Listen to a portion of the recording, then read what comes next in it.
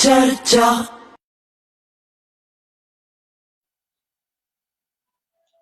सत श्री अकाल जी। प्रोग्राम चर्चा ਦੇ ਵਿੱਚ ਤੁਹਾਡਾ ਸਵਾਗਤ। ਪਿਆਰੇ ਦਰਸ਼ਕੋ, ਅਗਨੀਪਥ ਸਕੀਮ ਹਿੰਦੁਸਤਾਨ ਦੀ ਸਰਕਾਰ ਦੀ ਸੱਚਮੁੱਚ ਹੀ ਉਸ ਦੀ ਅਗਨੀ ਪ੍ਰੀਖਿਆ ਹੋਣੀ ਸ਼ੁਰੂ ਹੋ ਗਈ। ਕੱਲ ਤੋਂ ਆਪਾਂ ਦੇਖ ਰਹੇ ਹਾਂ ਹਰਿਆਣਾ, ਬਿਹਾਰ, ਯੂਪੀ, ਤੇਲੰਗਾਨਾ ਦੇ ਵਿੱਚ ਹਿੰਸਕ ਪ੍ਰਦਰਸ਼ਨ ਜਿਹਨੂੰ ਕਹਿੰਦੇ ਆ ਉਹ ਹੋ ਰਹੇ ਨੇ। ਨੌਜਵਾਨ ਬੱਸਾਂ ਫੂਕ ਰਹੇ ਨੇ, ਗੱਡੀਆਂ, ਰੇਲ ਗੱਡੀਆਂ ਦੇ ਤੇ ਅੱਗ ਲਾਈ ਜਾ ਰਹੀ ਹੈ ਔਰ यूपी ਤੇ ਰਾਜਸਥਾਨ ਦੇ ਵਿੱਚ ਲੋਕ ਸੜਕਾਂ ਤੇ ਆ ਗਏ ਨੇ ਔਰ ਇਸ ਸਕੀਮ ਨੂੰ ਫੌਰੀ ਵਾਪਸ ਲੈਣ ਦੀ ਗੱਲ ਕਰ ਰਹੇ ਨੇ।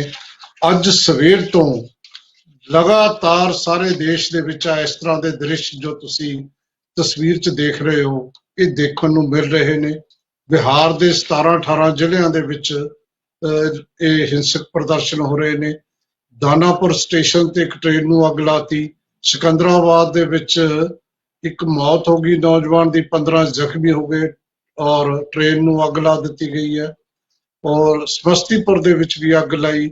ਬਈਆ ਸਟੇਸ਼ਨ ਤੋੜ-ਫੋੜ ਹੋ ਰਹੀ ਹੈ। ਮਤਲਬ ਗੱਲ ਇਹ ਹੈ ਕਿ ਦਰਭੰਗਾ ਦੇ ਵਿੱਚ ਮੈਂ ਹੈਰਾਨ ਸੀ, ਸਕੂਲੀ ਬੱਚਿਆਂ ਦੀ ਬੱਸ ਫਸੀ ਹੋਈ ਸੀ, ਉਹ ਰੋ ਰਹੇ ਸੀ। ਤਾਂ ਕਿਸ ਕਿਸਮ ਦੀ ਕਹਾਣੀ ਚੱਲ ਰਹੀ ਹੈ। ਇਸ ਤੋਂ ਪਹਿਲਾਂ ਕਿ ਅਸੀਂ ਅਗਨੀਪਥ ਦੀ ਇਹ ਅਗਨ ਪ੍ਰੀਖਿਆ ਬਾਰੇ ਗੱਲ ਕਰੀਏ, ਥੋੜਾ ਜਿਹਾ ਆਪਾਂ ਸਮਝ ਲਈਏ ਇਹ ਹੈ ਕੀ। ਅਸਲ ਦੇ ਵਿੱਚ ਸਰਕਾਰ ਨੇ ਇੱਕ ਯੋਜਨਾ ਲਿਆਂਦੀ ਹੈ, ਇਹ ਅਗਨੀਪਥ ਯੋਜਨਾ ਉਸਦਾ ਨਾਮ ਹੈ। ਇਹਦੇ ਨਾਲ ਹਰ ਸਾਲ 45,000 ਤੋਂ 50,000 ਫੌਜੀ ਉਹਨਾਂ ਨੂੰ ਭਰਤੀ ਕਰਨਾ ਹੈ ਔਰ ਇਹ ਕਰਨਾ 4 ਸਾਲ ਲਈ।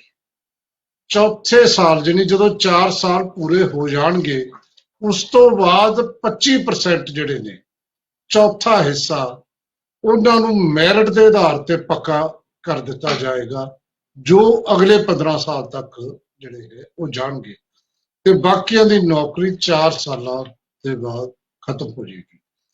ਇਹਦੀ ਉਮਰ ਰੱਖੀ ਗਈ ਹੈ 17.5 ਸਾਲ ਤੋਂ 21 ਸਾਲ ਤੱਕ ਤੇ ਵਨ ਟਾਈਮ ਅੱਜ ਹੀ ਸਰਕਾਰ ਨੇ ਇਹ ਫੈਸਲਾ ਕਰਕੇ ਇਹ ਕਿਹਾ ਕਿ ਇਸ ਵਾਰ ਕੋਵਿਡ ਕਾਰਨ ਫੌਜੀ ਭਰਤੀ 2 ਸਾਲ ਨਹੀਂ ਹੋਈ, ਇਹ ਉਮਰ 23 ਸਾਲ ਕਰ ਦਿੱਤੀ ਹੈ ਪਰ 1 ਸਾਲ ਲਈ। ਅਦਰਵਾਈਜ਼ ਇਹ 17.5 ਤੋਂ 21 ਸਾਲ ਔਰ 10ਵੀਂ ਜਾਂ 12ਵੀਂ ਜਿਹੜਾ ਹੈ ਉਹ ਬੱਚਾ ਹੋਣਾ ਚਾਹੀਦਾ। ਔਰ ਦੇਣਾ ਕੀ ਹੈ ਉਹ ਵੀ ਸਮਝ ਲਓ।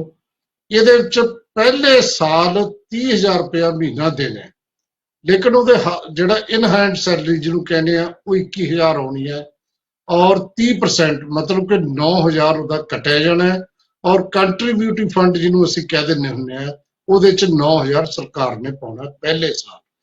ਦੂਜੇ ਸਾਲ ਤਨਖਾਹ 33,000 ਹੋ ਜਾਣੀ ਹੈ, ਇਨ ਹੈਂਡ ਸੈਲਰੀ ਹੋ ਜਾਣੀ ਹੈ 23,100, 9900 ਰੁਪਇਆ ਕੱਟਿਆ ਜਾਣਾ, 9,000 ਸਰਕਾਰ ਨੇ ਪਾਉਣਾ। ਤੀਜੇ ਸਾਲ 36,500 ਹੋ ਜਾਣੀ ਹੈ, 25,000 ਤਨਖਾਹ ਮਿਲਣੀ ਹੈ ਫੌਜੀ ਨੂੰ, 10,950 ਕੱਟੇ ਜਾਣੇ ਨੇ, 10,950 ਸਰਕਾਰ ਨੇ ਪਾਉਣੇ ਨੇ। ਚੌਥੇ ਸਾਲ 40,000 ਮਿਲਣਾ ਮਹੀਨੇ ਦਾ, ਲੇਕਿਨ ਉਹਦੇ ਹੱਥਾਂ ਜਿਹੜੀ ਸੈਲਰੀ ਜਾਣੀ ਉਹ 28,000, 12,000 ਕੱਟੇ ਜਾਣੇ ਨੇ, 12,000 ਸਰਕਾਰ ਨੇ ਪਾਉਣੇ ਨੇ। ਇਹ ਸਾਰਾ ਕੁਝ ਕਰਕੇ 4 ਸਾਲ ਬਾਅਦ ਫੌਜੀ ਜਿਹੜਾ ਹੈ ਉਹਨੂੰ ਅਗਨੀਵੀਰ ਕਹਿੰਦੇ ਨੇ, ਜਿਹਨੂੰ ਅਗਨੀਵੀਰ ਨੇ ਰਿਟਾਇਰ ਹੋ ਜਾਣਾ, 11,71,000 ਰੁਪਇਆ ਉਹਨੂੰ ਫੜਾ ਦੇਣਾ। ਹੁਣ ਰੌਲਾ ਕੀ ਹੈ? ਇਹ ਸਕੀਮ ਬਹੁਤ ਵਧੀਆ ਲੈ ਦੂਰੋਂ। ਹੁਣ ਰੌਲਾ ਇਹ ਹੈ ਕਿ 4 ਸਾਲ ਬਾਅਦ ਸਰਕਾਰ ਤਾਂ ਇਹ ਕਹਿੰਦੀ ਹੈ ਕਿ ਇਹਨਾਂ ਨੂੰ ਬਹੁਤ ਮੌਕੇ ਮਿਲਣਗੇ। ਅਸੀਂ ਗੱਲ ਕਰ ਰਹੇ ਹਾਂ ਜਿਵੇਂ ਹੋਰ ਫੋਰਸਸ ਨੇ, ਅਸਾਮ ਰਾਈਫਲ 'ਚ ਫਾਰ ਐਗਜ਼ਾਮਪਲ ਚਲੇ ਜਾਣਗੇ, ਬੈਂਕ ਵਾਲਿਆਂ ਨਾਲ ਗੱਲ ਕੀਤੀ, ਇਹਨਾਂ ਨੂੰ ਅਸੀਂ ਕਰਜ਼ਾ ਦਵਾ ਦਾਂਗੇ, ਨੌਕਰੀਆਂ ਪ੍ਰਾਈਵੇਟ ਸੈਕਟਰ 'ਚ ਮਿਲ ਜਾਣਗੀਆਂ। ਤੇ ਨੌਜਵਾਨ ਕਹਿੰਦੇ ਨੇ ਇਹ ਪੋਸੀਬਲ ਨਹੀਂ।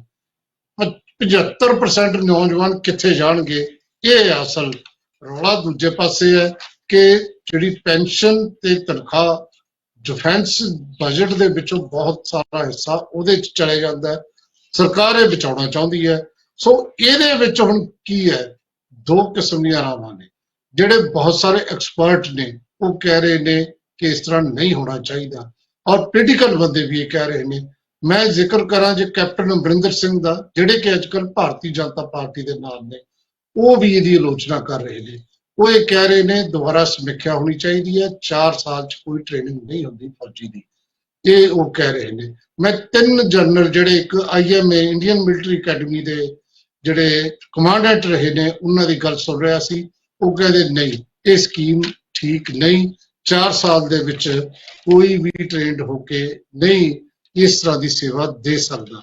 ਤੇ ਪੋਲੀਟੀਕਲ ਬੰਦੇ ਜਿਹੜੇ ਨੇ ਉਹ ਤਾਂ ਕਰਦੀ ਆਲੋਚਨਾ ਆਮ ਤੌਰ ਤੇ ਵਿਰੋਧੀ ਧਿਰਾਂ, ਜਿਸ ਤਰ੍ਹਾਂ ਜਿਹੜਾ ਹੈ ਕੇਜਰੀਵਾਲ ਸਾਹਿਬ, ਰਾਘਵ ਚੱਡਾ ਤੇ ਹੋਰ ਬਰਿੰਦਰ ਢਿੱਲੋਂ, ਸਾਰੇ ਨੌਜਵਾਨਾਂ ਨੂੰ ਲੈ ਕੇ ਇਹ ਕਰ ਰਹੇ ਨੇ। ਅੱਜ ਇੱਕ ਨਵੀਂ ਡਿਵੈਲਪਮੈਂਟ ਵੀ ਦੇਖਣ ਨੂੰ ਮਿਲੀ, ਚੜੂਨੀ ਸਾਹਿਬ ਗੁਰਨਾਮ ਸਿੰਘ ਚੜੂਨੀ ਉਹ ਬੈਠ ਕੇ ਹਰਿਆਣਾ, ਕਿਉਂਕਿ ਹਰਿਆਣਾ 'ਚ ਬਹੁਤ ਵੱਡੇ ਪੱਧਰ ਤੇ ਭਾਰਤੀ ਜਨਤਾ ਪਾਰਟੀ ਦੀ ਸਰਕਾਰ ਹੋਣ ਦੇ ਬਾਵਜੂਦ ਇਹਦੇ ਵਿਰੋਧ ਦੇ ਵਿੱਚ, ਇਸ ਸਕੀਮ ਦੇ ਵਿਰੋਧ 'ਚ ਪ੍ਰਦਰਸ਼ਨ ਹੋ ਰਿਹਾ, ਕਿਸਾਨ ਵੀ ਬੈਠ ਗਏ ਨੇ। ਹੁਣ ਇਹ ਕਿਹਾ ਜਾਂਦਾ ਜਿਵੇਂ ਕਿਸਾਨਾਂ ਦੇ 3 ਕਾਨੂੰਨ ਬਿਨਾਂ ਕਿਸੇ ਦੀ ਸਲਾਹ ਤੋਂ ਲਿਆਂਦੇ, ਉਵੇਂ ਇਹ ਬਿਨਾਂ ਕਿਸੇ ਦੀ ਸਲਾਹ ਤੋਂ ਲਿਆਂਦੇ। ਇਹ ਜਿਹੜੀ ਆਪਣੇ ਆਪ ਵਿੱਚ ਕਾਫੀ ਕੰਟਰੋਵਰਸ਼ੀਅਲ ਬਣ ਗਿਆ ਕਿ ਪਹਿਲਾਂ ਡਿਬੇਟ ਕਿਉਂ ਨਹੀਂ ਨੇਸ਼ਨ ਦੇ ਵਿੱਚ ਹੋਈ। ਹੁਣ ਤੁਸੀਂ ਇੱਕੋਦਮ 23 ਸਾਲ ਦੀ ਗੱਲ ਕਰਦੇ ਹੋ, ਕਿਉਂ ਨਹੀਂ ਜਿਹੜਾ ਹੈ ਦੇਸ਼ ਨੂੰ ਪੁੱਛਿਆ ਜਾਂਦਾ, ਕਿਉਂ ਨਹੀਂ ਦੇਸ਼ ਦੇ ਵਿੱਚ ਸੰਵਾਦ ਰਚਾਇਆ ਜਾਂਦਾ ਜਦੋਂ ਇਸ ਤਰ੍ਹਾਂ ਦੀ ਕੋਈ ਸਕੀਮ ਆਉਂਦੀ ਹੈ। ਔਰ ਸਾਰੇ ਦੇਸ਼ ਦੇ ਵਿੱਚ ਹਿੰਸਾ ਦਾ ਦੌਰ ਜਿਹੜਾ ਹੈ ਸ਼ੁਰੂ ਹੋ ਗਿਆ। ਹਰਿਆਣੇ ਦਾ ਇੱਕ ਸੋਨੀਪਤ ਦਾ ਮੁੰਡਾ ਜਿਹੜਾ ਰੋਹਤਕ ਦੇ ਵਿੱਚ 2 ਸਾਲ ਤੋਂ ਫੌਜ ਦੀ ਭਰਤੀ ਲਈ ਤਿਆਰ ਹੋਏ ਬੈਠਾ ਸੀ, ਉਹ ਇਹ ਸਕੀਮ ਸੁਣਨ ਤੋਂ ਬਾਅਦ ਉਹਨੇ ਸੁਸਾਈਡ ਕਰ ਲਿਆ। ਤੋ ਇਹ ਕਿਉਂਕਿ ਬਹੁਤ ਸਾਰੇ ਲੋਕ ਹਰਿਆਣਾ ਦੇ ਵਿੱਚ ਜਿਹੜੇ ਨੇ ਫੌਜ 'ਚ ਜਾਣਾ ਚਾਹੁੰਦੇ ਨੇ, ਇੱਥੇ ਪੀੜੀਆਂ ਫੌਜ 'ਚ ਜਾਣਾ ਚਾਹੁੰਦੇ ਨੇ। ਤੇ ਦੂਜੀ ਗੱਲ ਇੱਕ ਹੋਰ ਵੀ ਹੈ ਜਿਹੜੀ ਕੈਪਟਨ ਸਾਹਿਬ ਕਹਿੰਦੇ ਨੇ ਕਿ ਰੈਜੀਮੈਂਟਾਂ ਜਿਹੜੀਆਂ ਨੇ, Sikh regiment, Rajput regiment, Gorkha regiment, ਉਹ ਤੇ ਬਹੁਤ ਵੱਡਾ ਅਸਰ ਪੈਣਾ। ਰੈਜੀਮੈਂਟਲ ਸਿਸਟਮ ਜਿਹੜਾ ਟੁੱਟ ਜਾਣਾ, ਔਰ ਨੇਪਾਲ ਨਾਲ ਵੀ ਸਾਡਾ ਜਿਹੜਾ ਹੈ ਉਹ ਸੰਬੰਧ ਖਰਾਬ ਹੋ ਸਕਦੇ ਨੇ, ਕਿਉਂਕਿ ਉਹ ਰਿਟਾਇਰ ਹੋ ਕੇ ਨੇਪਾਲੀ ਜਿਹੜੇ ਗੋਰਖਾ ਨੇ ਉੱਥੇ ਜਾ ਕੇ ਆਪਣੇ ਦੇਸ਼ ਦੇ ਵਿੱਚ ਉਹਨਾਂ ਦੀ ਆਰਥਿਕ ਵਿਵਸਥਾ ਠੀਕ ਹੁੰਦੀ ਸੀ। ਬਹੁਤ ਸਾਰੇ ਐਂਗਲ ਨੇ, ਬਹੁਤ ਸਾਰਾ ਨਜ਼ਰੀਆ ਹੈ, ਲੇਕਿਨ ਇੱਕ ਗੱਲ ਜ਼ਰੂਰ ਹੈ ਕਿ ਇਹ ਸਾਰਾ ਕੁਛ ਅਚਾਨਕ ਹੀ ਹੋ ਗਿਆ। ਜਿਵੇਂ ਕਾਨੂੰਨ ਅਚਾਨਕ ਆਏ ਉਵੇਂ ਇਹ ਅਚਾਨਕ ਆਇਆ। ਇਹ ਤੇ ਜ਼ਰੂਰ ਜਿਹੜੇ ਹੈ ਚਰਚਾ ਹੋਣੀ ਚਾਹੀਦੀ ਸੀ। ਇਹ ਤੇ ਅਸੀਂ ਅੱਜ ਚਰਚਾ ਕਰਨੀ ਹੈ ਕਿ ਜਿਹੜਾ ਇਹ ਪ੍ਰਦਰਸ਼ਨ ਹੋ ਰਹੇ ਨੇ ਅਚਾਨਕ ਕਿਵੇਂ ਆਰਗੇਨਾਈਜ਼ ਹੋ ਗਏ, ਕਿਵੇਂ ਹਿੰਸਕ ਪ੍ਰਦਰਸ਼ਨ ਇਹ ਉਹ ਨੌਜਵਾਨ ਕਰ ਰਹੇ ਨੇ ਜਿਨ੍ਹਾਂ ਨੇ ਫੌਜ 'ਚ ਜਾਣਾ ਸੀ, ਜਾਂ ਇਹਦੇ ਪਿੱਛੇ ਕੋਈ ਪੋਲੀਟੀਕਲ ਪਾਰਟੀਆਂ ਨੇ ਜਾਂ ਵਿਰੋਧੀ ਧਿਰਾਂ ਨੇ। ਕੌਣ ਹੈ, ਕੌਣ ਜ਼ਿੰਮੇਵਾਰ ਹੈ, ਇਹ ਤੇ ਚਰਚਾ ਕਰਦੇ ਹਾਂ। ਤੇ ਚਰਚਾ ਕਰਨ ਲਈ ਸਾਡੇ ਨਾਲ ਜਿਹੜੇ ਮਹਿਮਾਨ ਜੁੜੇ ਨੇ, ਸੱਤਾਧਾਰੀ ਧਿਰ ਜਿਹੜੀ ਦੇਸ਼ ਦੀ ਹੈ, ਜਿਹੜੀ ਇਸ ਗੱਲ ਲਈ ਜ਼ਿੰਮੇਵਾਰ ਹੈ, ਇਹਨੂੰ ਲਿਆਉਣ ਲਈ ਜਾਂ ਜੋ ਕੁਝ ਹੋ ਰਿਹਾ ਉਹਦਾ ਜਵਾਬ ਦੇਣ ਲਈ ਕਿ ਕਿਉਂ ਲੋਕਾਂ ਨੂੰ ਅਵੇਅਰ ਕਰਨ ਤੋਂ ਬਿਨਾਂ ਸਕੀਮ ਆਈ, ਉਹ ਨੇ SS ਚੰਨੀ ਸਾਹਿਬ, ਉਹ ਸਾਡੇ ਨਾਲ ਸ਼ਾਮਲ ਨੇ ਇਸ ਪ੍ਰੋਗਰਾਮ ਦੇ ਵਿੱਚ। ਨਾਲ ਸਾਡੇ ਐਡਵੋਕੇਟ ਮਠਾਰੂ ਸਾਹਿਬ ਇਸ ਪ੍ਰੋਗਰਾਮ ਦੇ ਵਿੱਚ ਜਿਹੜਾ ਸਾਡਾ ਸਾਥ ਦੇ ਰਹੇ ਨੇ ਸ਼੍ਰੋਮਣੀ ਅਕਾਲੀ ਦਲ ਵੱਲੋਂ, ਔਰ ਸ਼ਸ਼ੀ ਵੀਰ ਜੀ ਸਾਡੇ ਨਾਲ ਸ਼ਾਮਲ ਨੇ ਇਸ ਜਿਹੜੀ ਹੈ ਡਿਬੇਟ ਦੇ ਵਿੱਚ ਆਮ ਆਦਮੀ ਪਾਰਟੀ ਵੱਲੋਂ। ਤੁਹਾਡਾ ਸਭ ਦਾ ਬਹੁਤ ਬਹੁਤ ਸਵਾਗਤ। ਚੰਨੀ ਸਾਹਿਬ, ਕੀ ਲੱਗਦਾ ਕੀ ਹੈ ਜਿਸ ਤਰੀਕੇ ਨਾਲ ਕੱਲ ਤੋਂ ਚੱਲ ਰਿਹਾ ਹੈ, ਇਹ ਕਿਤੇ ਨਾ ਕਿਤੇ ਕੋਈ ਗੜਬੜ ਤਾਂ ਹੋਈ ਲੱਗਦੀ ਹੈ। ਸਕੀਮ ਨੂੰ ਲਾਗੂ ਕਰਨ ਵੇਲੇ ਲੋਕਾਂ ਨਾਲ ਗੱਲਬਾਤ ਨਹੀਂ ਹੋਈ ਜਾਂ ਕੀ ਹੋਇਆ? ਵਾਲੀ ਸਾਹਿਬ, ਸਭ ਤੋਂ ਪਹਿਲਾਂ ਤਾਂ ਮੇਰੀ ਤੁਹਾਨੂੰ ਕੋ ਪੈਨਲਿਸਟ ਔਰ ਸਾਰੇ ਸਰੋਤਿਆਂ ਨੂੰ ਸਤਿ ਸ੍ਰੀ ਅਕਾਲ। ਗੱਲ ਇਹ ਹੈਗੀ ਹੈ ਕਿ ਇਹ ਇੱਕ ਡਿਪਾਰਟਮੈਂਟ ਆਫ ਮਿਲਟਰੀ ਅਫੇਅਰਸ ਹੈਗਾ, ਜਿਹਦੇ ਵਿੱਚ ਸਰਵਿੰਗ ਆਫਿਸਰ ਸਾਰੇ ਜਰਨੈਲ ਤੇ ਹੋਰ ਸਾਰੇ ਰੈਂਕਸ ਦੇ ਅਫਸਰ, ਔਰ ਨਾਲ ਜਿਹੜੇ ਉਹਦੇ ਰਿਟਾਇਰਡ ਆਰਮਡ ਫੋਰਸਿਸ ਦੇ ਆਫਿਸਰਸ ਨੇ, ਉਹਨਾਂ ਦੀ ਸਲਾਹ ਮਸ਼ਵਰੇ ਦੇ ਨਾਲ ਇਹ ਜਿਹੜੀ ਸਕੀਮ ਹੈਗੀ ਹੈ ਉਹ ਬਣਾਈ ਗਈ ਹੈ। ਔਰ ਇਹ ਸਕੀਮ ਨੂੰ ਅਨਫੋਰਚੂਨੇਟਲੀ ਕੀ ਹੋ ਰਿਹਾ ਹੈ ਕਿ ਜਿਹੜੀਆਂ ਕੁਝ ਵਿਰੋਧੀ ਧਿਰਾਂ ਨੇ ਜਾਂ ਕੁਝ ਹੋਰ ਇਸ ਤਰ੍ਹਾਂ ਦੇ ਜਿਹੜੇ ਤੱਤਵ ਹੁੰਦੇ ਨੇ, ਉਹ ਇਹਨੂੰ ਬਿਨਾਂ ਪੜ੍ਹਾਈ ਲਿਖਾਈ ਦੇ, ਬਿਨਾਂ ਇਹਨੂੰ ਸਮਝਣ ਦੇ ਉਹਦਾ ਰੌਲਾ ਪੈ ਗਿਆ। ਜੇ ਕਿਸੇ ਗੱਲ ਦੀ ਜ਼ਰੂਰਤ ਹੈ, ਡਿਬੇਟ ਦੀ ਜ਼ਰੂਰਤ ਹੈ, ਤਾਂ ਉਹ ਡਿਬੇਟ ਹਰ ਵੇਲੇ ਕੀਤੀ ਜਾ ਸਕਦੀ ਹੈ, ਉਹ ਕਰਨੀ ਚਾਹੀਦੀ ਹੈ। ਤੇ ਜਿਹੜੀ ਅਸੀਂ ਤੋੜ ਭੰਨ, ਜਿਹੜੀ ਸਾਡੀ ਆਪ ਦੀ ਪ੍ਰਾਪਰਟੀ ਹੈ, ਸਰਕਾਰ ਕਿਹਦੀ ਹੁੰਦੀ ਹੈ? ਸਰਕਾਰ ਤਾਂ ਲੋਕਾਂ ਦੀ ਹੁੰਦੀ ਹੈ। ਬੱਸਾਂ ਨੇ, ਟ੍ਰੇਨਾਂ ਨੇ, ਲੋਕਾਂ ਨੂੰ ਅਸੀਂ ਇੰਨਾ ਮਤਲਬ 605 ਚ ਪਾਇਆ ਹੋਇਆ ਹੈਗਾ। ਤੁਸੀਂ ਸਕੂਲ ਦੇ ਬੱਚਿਆਂ ਦੀ ਬੱਸ ਦੀ ਵੀ ਗੱਲ ਕੀਤੀ, ਮਤਲਬ ਅਜੇ ਤਾਂ ਸਕੀਮ ਲਾਗੂ ਨਹੀਂ ਹੋਈ, ਸਕੀਮ ਅਜੇ ਥੱਲੇ ਉਤਰੀ ਨਹੀਂ ਹੈਗੀ, ਤੇ ਅਸੀਂ ਇੰਨੀ ਵਾਇਲੈਂਸ ਦੇ ਉੱਤਰ ਆਏ ਹੈਗੇ ਆ। ਇਹ ਬਹੁਤ ਜਿਹੜੀ ਹੈਗੀ ਹੈ ਮੰਦਭਾਗੀ ਗੱਲ ਹੈ। ਹੁਣ ਮੈਂ ਜਿਸ ਤਰ੍ਹਾਂ ਤੁਸੀਂ ਆਪ ਵੀ ਖੈਰ ਬਰੀਫ ਕੀਤਾ, ਪਰ ਤੁਹਾਡੀ ਆਵਾਜ਼ ਬਹੁਤ ਕੱਟ ਰਹੀ ਸੀਗੀ।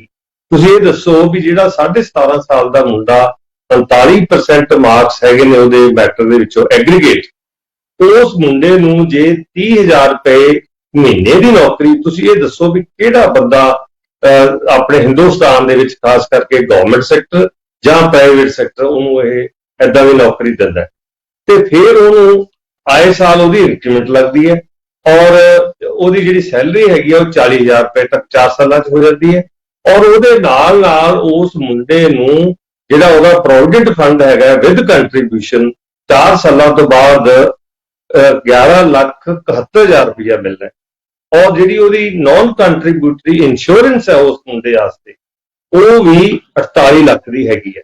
ਤੇ ਜੇ ਉਹ ਕਰਜ਼ਾ ਲੈਣਾ ਚਾਹੇ ਤਾਂ 18 ਲੱਖ ਤੱਕ ਦਾ ਕਰਜ਼ਾ 3 ਸਾਲਾਂ ਵਾਸਤੇ ਉਹਨੂੰ ਮੁਹੱਈਆ ਕਰਾਇਆ ਜਾ ਸਕਦਾ ਹੈ।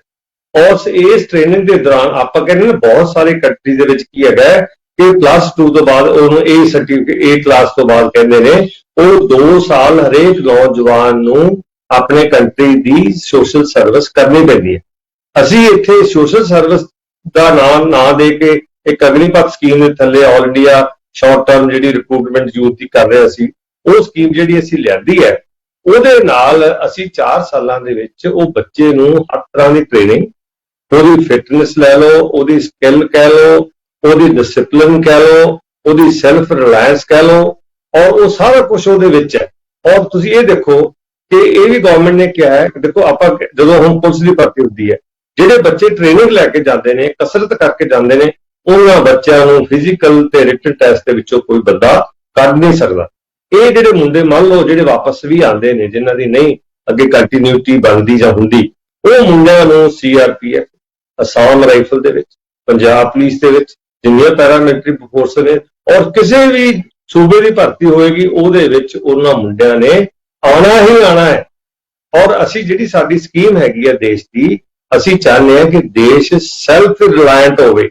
ਸੈਲਫ ਰਿਲਾਇੰਟ ਮੀਨਸ ਹਰ ਬੰਦਾ ਸੈਲਫ ਰਿਲਾਇੰਟ ਹੋਵੇ, ਉਹ ਕਿਸੇ ਤੇ ਨਿਰਭਰ ਨਾ ਕਰੇ, ਔਰ ਇਹਦੇ ਨਾਲ ਤਾਂ ਉਹ ਜਿਹੜੇ ਉਹਨੂੰ ਬੈਨੀਫਿਟਸ ਆਣੇ ਨੇ ਉਹਦੇ ਨਾਲ ਉਹਨੂੰ ਇੱਕ ਮੰਨ ਲਓ ਹੁਣ ਜੇ ਪ੍ਰਾਈਵੇਟ ਸਿਕਿਉਰਿਟੀ ਹੈ, ਉਹਨੂੰ ਚੰਗਾ ਬੰਦਾ ਕੋਈ ਨਹੀਂ ਲੱਭਦਾ, ਚਾਹੇ ਡਰਾਈਵਰ ਕਹਿ ਲਓ, ਚਾਹੇ ਗਨਮੈਨ ਕਹਿ ਲਓ, ਚਾਹੇ ਸਿਕਿਉਰਿਟੀ ਗਾਰਡ ਕਹਿ ਲਓ।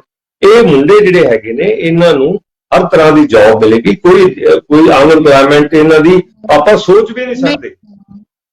ਚੰਨੀ ਸਾਹਿਬ, ਜਿਹੜੀ ਗੱਲ ਤੁਸੀਂ ਕਹਿ ਰਹੇ ਹੋ ਕਿ ਮਿਲੇਗੀ, ਪਹਿਲੀ ਤਾਂ ਗੱਲ ਹੈ ਕਿ 25% ਲੋਕ ਜਿਹੜੇ ਨੇ ਉਹ ਪੱਕੇ ਹੋਣਗੇ ਔਰ 4 ਸਾਲ ਉਹਨਾਂ ਦੇ ਸਿਰ ਤੇ ਤਲਵਾਰ ਲਟਕਦੀ ਰਹੂਗੀ ਚੰਨੀ ਸਾਹਿਬ ਕਿ ਵੀ ਪਤਾ ਨਹੀਂ ਅਸੀਂ ਪੱਕੇ ਹੋਣਾ ਕਿ ਨਹੀਂ ਹੋਣਾ।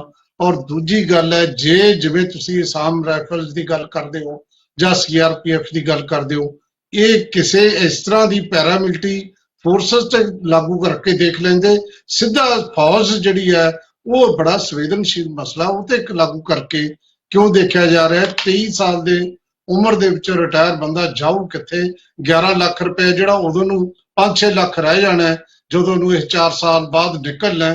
ਬਹੁਤ ਲੋਕਾਂ ਦੇ ਕੋਲ ਵੀ ਜਿਹੜੇ ਨੇ ਲੌਜਿਕ ਨੇ ਉਹ ਤੇ ਆਪਾਂ ਗੱਲ ਕਰਨੀ ਹੈ। ਫਿਰ ਦੇਖਦੇ ਹਾਂ ਚੰਨੀ ਸਾਹਿਬ ਸ਼ਾਇਦ ਜਿਹੜਾ ਹੈ ਤਸੱਲੀ ਬਖਸ਼ ਉੱਤਰ ਦੇ ਸਕਣ, ਪਰ ਇੱਕ ਬ੍ਰੇਕ ਤੋਂ ਬਾਅਦ ਗੱਲ ਕਰਾਂਗੇ। ਹੁਣ ਲੈ ਲਿਆ ਇੱਕ ਬ੍ਰੇਕ। ਚਰਚਾ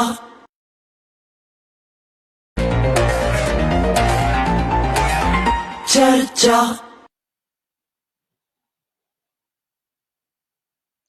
ਬ੍ਰੇਕ ਤੋਂ ਬਾਅਦ ਤੁਹਾਡਾ ਫੇਰ ਸਵਾਗਤ। ਦੇਖੋ, ਇਹ ਜਿਹੜੀ ਸਕੀਮ ਅਗਨੀਪਾਥ ਹੈ, ਇਹਦੇ ਬਾਰੇ ਮੈਂ ਜਿਵੇਂ ਸ਼ੁਰੂ ਚ ਕਿਹਾ ਸੀ, ਪੋਲੀਟੀਕਲ ਪਾਰਟੀਆਂ ਦੇ ਅਲੱਗ-ਅਲੱਗ ਖਿਆਲ ਨੇ। ਕਾਂਗਰਸ ਪਾਰਟੀ ਇਹ ਕਹਿ ਰਹੀ ਹੈ ਕਿ ਇਹ ਸਕੀਮ ਜਿਹੜੀ ਹੈ ਬਿਨਾਂ ਸੋਚੇ ਸਮਝੇ ਲਾਗੂ ਕੀਤੀ ਗਈ ਹੈ, ਇਹ ਨੌਜਵਾਨਾਂ ਦੇ ਹੱਕ ਚ ਨਹੀਂ। ਨੌਜਵਾਨ ਲਗਾਤਾਰ ਤਿਆਰੀ ਕਰ ਰਹੇ ਸੀ, ਕਈ ਸਾਲਾਂ ਤੋਂ 2 ਸਾਲ ਭਰਤੀ ਹੋਈ ਨਹੀਂ, ਉਹਨਾਂ ਦੇ ਸੁਪਨੇ ਚਕਨਾਚੂਰ ਕਰ ਦਿੱਤੇ ਨੇ। ਮੈਂ ਸੁਣ ਰਿਹਾ ਸੀ ਪੰਜਾਬ ਦੇ ਵਿੱਚ ਨੌਜਵਾਨ ਨੇਤਾ ਜਿਹੜੇ ਯੂਥ ਕਾਂਗਰਸ ਦੇ ਵਰਿੰਦਰ ਢਿੱਲੋਂ ਨੂੰ, ਉਹ ਵੀ ਇਸੇ ਤਰ੍ਹਾਂ ਕ੍ਰਿਟਿਸਾਈਜ਼ ਕਰ ਰਹੇ ਸੀ। ਸਾਡੇ ਨਾਲ ਸ਼ਾਮਲ ਨੇ ਕਾਂਗਰਸ ਪਾਰਟੀ ਤੋਂ ਸਹਿਜਪਾਲ ਸਿੰਘ ਬਰਾੜ ਸਾਹਿਬ, ਉਹ ਕੀ ਕਹਿੰਦੇ ਨੇ ਪਾਰਟੀ ਵੱਲੋਂ। ਬਰਾੜ ਸਾਹਿਬ, ਕੀ ਹੈ ਤੁਹਾਡਾ ਕਹਿਣਾ? ਜੀ, ਸਭ ਤੋਂ ਪਹਿਲਾਂ ਤਾਂ ਮੇਰੀ ਆਪਦੇ ਵੱਲੋਂ ਤੇ ਆਪਦੀ ਪਾਰਟੀ ਵੱਲੋਂ ਇੱਕ ਹਿੰਦੁਸਤਾਨੀ ਹੋਣ ਦੇ ਨਾਤੇ ਸਾਰੇ ਨੌਜਵਾਨਾਂ ਨੂੰ ਬੇਨਤੀ ਹੈ ਕਿ ਮੰਨਦੇ ਆ ਕਿ ਤੁਹਾਡਾ ਲੋਕਤੰਤਰ ਦੇ ਵਿੱਚ ਰਹਿੰਦਿਆਂ ਹੋਇਆਂ ਤੁਹਾਡਾ ਹੱਕ ਹੈ ਆਪਦੇ ਜਿਹੜੇ ਦੁੱਖ ਲਈ ਤਕਲੀਫ ਲਈ ਮੁਜ਼ਾਹਰਾ ਕਰਨਾ, ਪਰ ਬੇਨਤੀ ਹੈ ਕਿ ਕਿਸੇ ਵੀ ਸਰਕਾਰੀ ਸੰਪत्ति ਨੂੰ, ਚਾਹੇ ਉਹ ਰੇਲ ਗੱਡੀਆਂ ਹੋਣ ਜਾਂ ਹੋਰ ਕਿਸੇ ਸੰਪत्ति ਨੂੰ, ਨੁਕਸਾਨ ਨਾ ਪਹੁੰਚਾਇਆ ਜਾਵੇ। ਔਰ ਦੂਜੀ ਤੇ ਅਸੀਂ ਗੱਲ ਕਰਦੇ ਹਾਂ ਬੀਜੇਪੀ ਦੀ। ਜਿਹੜਾ ਬੀਜੇਪੀ ਨੇ ਜਿਹੜਾ ਅਗਨੀਪਥ ਇੱਕ ਯੋਜਨਾ ਜਿਹੜੀ ਹੈ ਉਹ ਰੱਖੀ ਹੈ ਆਪਣੇ ਸਭ ਦੇ ਸਾਹਮਣੇ, ਔਰ ਇਹਦੇ ਵਿੱਚ ਮੈਂ ਇਹ ਕਹਿਣਾ ਚਾਹੂੰਗਾ ਕਿ ਜੇ ਆਪਾਂ ਗੱਲ ਸੀਏ ਦੀ ਕਰ ਲਈਏ ਤਾਂ ਸਾਨੂੰ ਇਹ ਨਹੀਂ ਪਤਾ ਲੱਗਿਆ ਕਿ ਇਹਨਾਂ ਨੇ ਇੱਕ ਦੋ ਦਿਨਾਂ ਦੇ ਵਿੱਚ ਹੀ ਜਿਹੜਾ ਮੁਸਲਮਾਨਾਂ ਨੂੰ ਸੀਗਾ ਇੱਕ ਤਰੀਕੇ ਨਾਲ ਇਹਨਾਂ ਨੇ ਮੁਜਰਮ ਬਣਾ ਦਿੱਤਾ ਗਿਆ। ਉਦੋਂ ਬਾਅਦ ਕਿਸਾਨ ਅੰਦੋਲਨ ਚੱਲਿਆ, ਕਿਸੇ ਨਾਲ ਕੋਈ ਸੰਵਾਦ ਨਹੀਂ ਹੋਇਆ। ਕਿਸਾਨ ਅੰਦੋਲਨ ਦੇ ਵਿੱਚ ਸਿੱਖਾਂ ਨੂੰ ਅੱਤਵਾਦੀ ਬਣਾ ਦਿੱਤਾ ਗਿਆ। ਉਸ ਤੋਂ ਬਾਅਦ ਜੇ ਉਸ ਤੋਂ ਪਹਿਲਾਂ ਜੇ ਜੀਐਸਟੀ ਆਇਆ ਤੇ ਜਿਹੜੇ ਆਪਣੇ ਵਪਾਰੀ ਵੀਰ ਸੀਗੇ ਉਹਨਾਂ ਨੂੰ ਕੁਝ ਪਤਾ ਨਹੀਂ ਲੱਗਿਆ, ਇੱਕਦਮ ਤੇ ਵਪਾਰੀਆਂ ਨੂੰ ਵੀ ਜਿਹੜਾ ਅੰਦਰ ਤੱਕ ਕੰਗਾਲ ਕਰ ਦਿੱਤਾ ਗਿਆ। ਔਰ ਉਦੋਂ ਬਾਅਦ ਜੇ ਮੈਂ ਗੱਲ ਕਰਾਂ ਕਿ ਨੋਟਬੰਦੀ ਦੀ, ਤਾਂ ਹਰੇਕ ਜਿਹੜਾ ਆਮ ਵਰਗ ਸੀ, ਗਰੀਬ ਲੋਕ ਸੀਗੇ, ਉਹ ਰਗੜ ਦਿੱਤੇ ਗਏ। ਤਾਂ ਮੈਂ ਇਹ ਭਾਈ ਸਾਹਿਬ ਨੂੰ ਵੀ ਇਹ ਦੱਸਣਾ ਚਾਹੁੰਦਾ ਤੇ ਦੂਜਾ ਨੰਬਰ ਤੇ ਬੀਜੇਪੀ ਸਰਕਾਰ ਨੂੰ ਕਿ ਭਾਈ ਸਾਹਿਬ, ਆਪਾਂ ਇੱਕ ਲੋਕਤੰਤਰਿਕ ਢਾਂਚੇ ਦੇ ਵਿੱਚ, ਇੱਕ ਦੇਸ਼ ਦੇ ਵਿੱਚ ਰਹਿੰਦੇ ਆ। ਸਾਨੂੰ ਕੋਈ ਵੀ ਫੈਸਲਾ ਲੈਣ ਤੋਂ ਪਹਿਲਾਂ ਆਪਸ ਦੇ ਵਿੱਚ ਸੰਵਾਦ ਕਰਨਾ ਜ਼ਰੂਰੀ ਚਾਹੀਦਾ ਹੈ। ਇਹ ਨਹੀਂ ਕਿ ਅਸੀਂ ਆਪਦਾ ਫੈਸਲਾ ਜਿਹੜਾ ਉਹ ਸਰਕਾਰਾਂ ਤੇ ਥੋਪ ਦੇਣਾ। ਔਰ ਬੜੀ ਹੈਰਾਨੀ ਵਾਲੀ ਗੱਲ ਹੈ ਕਿ ਭਾਈ ਸਾਹਿਬ ਚੰਨੀ ਜੀ ਕਹਿ ਰਹੇ ਸੀਗੇ ਕਿ 4 ਸਾਲਾਂ ਦੇ ਵਿੱਚ 11 ਲੱਖ ਰੁਪਏ ਦਾ ਜਿਹੜਾ ਉਹ ਪੈਕੇਜ ਆ ਉਹਨਾਂ ਨੂੰ ਮਿਲੂਗਾ। ਜਨਾਬ, 21 ਸਾਲ ਦਾ ਨੌਜਵਾਨ ਜਵਾਨ ਹੁੰਦਾ, ਉਹਦੇ ਵਿੱਚ ਇੱਕ એનર્ਜੀ ਹੁੰਦੀ ਆ ਆਪਦੇ ਦੇਸ਼ ਲਈ ਤੇ ਆਪਦੇ ਲਈ ਜਾਂ ਆਪਦੇ ਫਿਊਚਰ ਲਈ ਕੁਝ ਕਰਨ ਦੀ। ਜਨਾਬ, 21 ਸਾਲ ਦਾ ਨੌਜਵਾਨ ਭਰਤੀ ਹੋ ਜਾਊਗਾ, 4 ਸਾਲਾਂ ਬਾਅਦ ਉਹ ਬੰਦਾ ਬੇਰੁਜ਼ਗਾਰ ਹੋ ਜਾਊਗਾ। ਉਹਨੇ 4 ਸਾਲ ਕੀਤਾ, ਕੀ ਹੋਊਗਾ? 4 ਸਾਲ ਉਸ ਨੌਜਵਾਨ ਨੂੰ ਹਥਿਆਰਾਂ ਦੀ ਟ੍ਰੇਨਿੰਗ ਮਿਲੀ ਹੋਊਗੀ, ਚਾਹੇ ਉਹਨੇ ਦੇਸ਼ ਦੇ ਲਈ ਆਪਦਾ ਜ਼ਰੂਰੀ ਸਮਝ ਕੇ ਉਹਨੂੰ ਇਹ ਟ੍ਰੇਨਿੰਗ ਮਿਲੀ ਹੋਊਗੀ। 24 ਸਾਲ ਦੇ ਵਿੱਚ ਉਹ ਜਿਹੜਾ ਨੌਜਵਾਨ ਆ ਬੇਰੁਜ਼ਗਾਰ ਹੋਊਗਾ। ਉਸ 11 ਲੱਖ ਰੁਪਏ ਨਾਲ ਤੁਸੀਂ ਵੀ ਸਮਝ ਸਕਦੇ ਹੋ ਕਿ ਅੱਜ ਜਿਹੜਾ ਬੀਜੇਪੀ ਨੇ ਸਾਡੇ ਦੇਸ਼ ਦਾ ਹਾਲ ਕੀ ਕਰ ਦਿੱਤਾ ਹੈ। ਔਰ 24 ਸਾਲਾਂ ਤੋਂ ਬਾਅਦ ਜਦੋਂ ਬੇਰੁਜ਼ਗਾਰ ਨੂੰ ਕੋਈ ਕੰਮ ਨਾ ਮਿਲਿਆ, ਉਹਨੂੰ ਦਾਣਾ ਮਿਲਿਆ ਕਰਨ ਨੂੰ, ਉਹਨੂੰ ਕੋਈ ਕਮਾਈ ਦਾ ਸਾਧਨ ਨਾ ਮਿਲਿਆ, ਤਾਂ ਤੁਸੀਂ ਖੁਦ ਸੋਚੋ। ਔਰ ਵਾਲੀਆ ਸਾਹਿਬ, ਤੁਸੀਂ ਵੀ ਇਹ ਦੱਸੋ ਕਿ ਉਹ ਸਾਡਾ ਨੌਜਵਾਨ ਕਿਸ ਲੀਹ ਤੇ ਜਾਊਗਾ। ਰੋਜ਼ਾਨਾ ਮਰਡਰ ਹੋ ਰਹੇ ਆ, ਰੋਜ਼ਾਨਾ ਨੌਜਵਾਨਾਂ ਦੇ ਕਤਲ ਹੋ ਰਹੇ ਆ। ਮੈਂ ਇਹਨਾਂ ਨੂੰ, ਭਾਈ ਸਾਹਿਬ ਨੂੰ ਦੱਸਣਾ ਚਾਹੁੰਦਾ ਹੈ ਕਿ ਭਾਈ ਇੰਡੀਆ ਦੀ ਜੇ ਆਪਾਂ ਗੱਲ ਕਰ ਲਈਏ ਤੇ ਸੈਂਟਰ ਕੋਲੇ ਲਗਭਗ 62.5 ਲੱਖ ਅਸਾਮੀਆਂ ਖਾਲੀ ਪਈਆਂ। ਜੇ ਗੱਲ ਫੌਜ ਦੀ ਕਰ ਲਈਏ, ਇਹ ਫੌਜ ਦੀ ਗੱਲ ਕਰ ਰਹੇ ਆ ਕਿ ਭਾਈ ਨੌਜਵਾਨ ਆ ਜਿਹੜੇ ਉਹ ਸਿੱਧੀ ਫੌਜ ਦੀ ਭਰਤੀ ਕਰ ਲੈਣ ਤਾਂ ਜਨਾਬ ਕਿੱਦਾਂ ਉਹ ਕਰ ਲੈਣਗੇ? ਭਾਈ ਸਾਹਿਬ ਨੇ, ਚੰਨੀ ਸਾਹਿਬ ਨੇ ਹੁਣੇ ਕਿਹਾ ਜਨਾਬ 2.5 ਲੱਖ ਉਹਦੇ ਵਿੱਚ ਅਸਾਮੀਆਂ ਖਾਲੀ ਪਈਆਂ, ਤੁਸੀਂ ਉਹਦੇ ਵਿੱਚ ਵੀ ਕਰ ਸਕਦੇ ਸੀ। ਪਰ ਇਹਨਾਂ ਦੀ ਮਨਸ਼ਾ ਜਿਹੜੀ ਆ, ਮਨਸ਼ਾ ਇਹਨਾਂ ਦੀ ਹੋਰ ਆ। ਮਨਸ਼ਾ ਇਹਨਾਂ ਦੀ ਕੀ ਹੈ ਕਿ ਸਿਰਫ ਤੇ ਸਿਰਫ ਅੰਬਾਨੀ ਤੇ ਅਡਾਨੀ, ਇਹਨਾਂ ਦੋ ਪਰਿਵਾਰਾਂ ਦੀ ਆਖੇ ਲਾ ਕੇ ਨੌਜਵਾਨਾਂ ਨੂੰ ਹਥਿਆਰ ਚਕਾਏ ਜਾਣ। ਉਸ ਤੋਂ ਬਾਅਦ ਅੰਬਾਨੀ ਅਡਾਨੀ ਦੇ ਜਿਹੜੇ ਆ ਉਹਨਾਂ ਦੇ ਕੋਈ ਪਰਸਨਲ ਆਪਣਾ ਜੋ ਵੀ ਉਹਨਾਂ ਦਾ ਬਿਜ਼ਨਸ ਆ, ਚਾਹੇ ਉਹ ਏਟੀਐਮ ਲਾ ਲਓ ਜਾਂ ਕੋਈ ਇਹਨਾਂ ਦੇ ਹੋਰ ਕੋਈ ਮਾਲ ਹੈ, ਉਹਨਾਂ ਦੇ ਵਿੱਚ ਇੱਕ ਸਿਰਫ ਤੇ ਸਿਰਫ ਨੌਜਵਾਨਾਂ ਨੂੰ ਕੀ ਹੈ, ਇੱਕ ਹਥਿਆਰ ਫੜਾ ਕੇ ਗੇਟ 'ਚ ਠੱਲਣ ਤੇ ਮਜਬੂਰ ਕਰ ਦਿੱਤਾ ਜਾਵੇ। ਔਰ ਮੈਂ ਆਪਦੇ ਵੱਲੋਂ ਇਸ ਚੀਜ਼ ਦੀ ਘੋਰ ਨਿੰਦਾ ਕਰਦਾ। ਇਹਦੇ ਤੇ ਵਿਚਾਰਨ ਦੀ ਲੋੜ ਹੈ। ਇਕੱਲਾ ਮੈਂ ਨਹੀਂ ਕਹਿ ਰਿਹਾ, ਖੁਦ ਬੀਜੇਪੀ ਦੇ ਲੀਡਰ ਤੇ ਫੌਜ ਦੇ ਬੜੇ ਸੀਨੀਅਰ ਅਧਿਕਾਰੀਆਂ ਦੇ ਬਿਆਨ ਆਏ ਹੈ ਕਿ ਇਹਦੇ ਤੇ ਭਾਈ ਵਿਚਾਰਨ ਦੀ ਲੋੜ ਹੈ। ਜਨਾਬ ਜੀ ਬਰਾੜ ਸਾਹਿਬ, ਜਿਹੜੀ ਗੱਲ ਬਰਾੜ ਸਾਹਿਬ ਤੁਸੀਂ ਕਹਿ ਰਹੇ ਹੋ, ਇਹਦਾ ਹੋਰ ਐਂਗਲ ਵੀ ਹੈ ਜਿਹਦਾ ਜ਼ਿਕਰ ਕੈਪਟਨ ਅਮਰਿੰਦਰ ਸਿੰਘ ਨੇ ਕੀਤਾ ਸੀ ਕਿ ਜਿਹੜੀ ਉਹ, ਕਿਉਂਕਿ ਕੈਪਟਨ ਅਮਰਿੰਦਰ ਸਿੰਘ ਖੁਦ ਸਿੱਖ ਰੈਜੀਮੈਂਟ ਨਾਲ ਸੰਬੰਧਿਤ ਰਹੇ ਨੇ, ਉਹ ਇਹ ਕਹਿੰਦੇ ਨੇ ਕਿ ਇਹ ਹੈ ਅਖਲ ਭਾਰਤੀ, ਜਿਹੜੀ ਆਲ ਇੰਡੀਆ ਚੋਂ ਇਹਦੇ ਚ ਭਰਤੀ ਹੋਣਾ ਹੈ। ਲੇਕਿਨ ਇਸ ਦੇਸ਼ ਦੇ ਵਿੱਚ ਬਹੁਤ ਸਾਰੇ ਇਸ ਤਰ੍ਹਾਂ ਦੇ ਵਰਗ ਨੇ ਜਿਨ੍ਹਾਂ ਨੂੰ ਮਾਰਸ਼ਲ ਕੌਮ ਕਹਿ ਲਓ ਜਾਂ ਜਿਹੜੇ ਫੌਜ 'ਚ ਜਾਣਾ ਚਾਹੁੰਦੇ ਨੇ। ਜਿਵੇਂ ਸਿੱਖ ਰੈਜੀਮੈਂਟ, ਸਿੱਖ ਐਲਆਈ, ਉਹਦੇ ਵਿੱਚ ਉਹੀ ਬੰਦੇ ਭਰਤੀ ਹੁੰਦੇ ਸੀ। ਰਾਜਪੂਤਾਨਾ 'ਚ ਰਾਜਪੂਤ ਭਰਤੀ ਹੁੰਦੇ ਸੀ, ਜਾਟ ਰੈਜੀਮੈਂਟ 'ਚ ਜਾਟ ਭਰਤੀ ਹੁੰਦੇ ਸੀ, ਤੇ ਇਸੇ ਤਰੀਕੇ ਨਾਲ ਗੋਰਖੇ ਹੁੰਦੇ ਸੀ।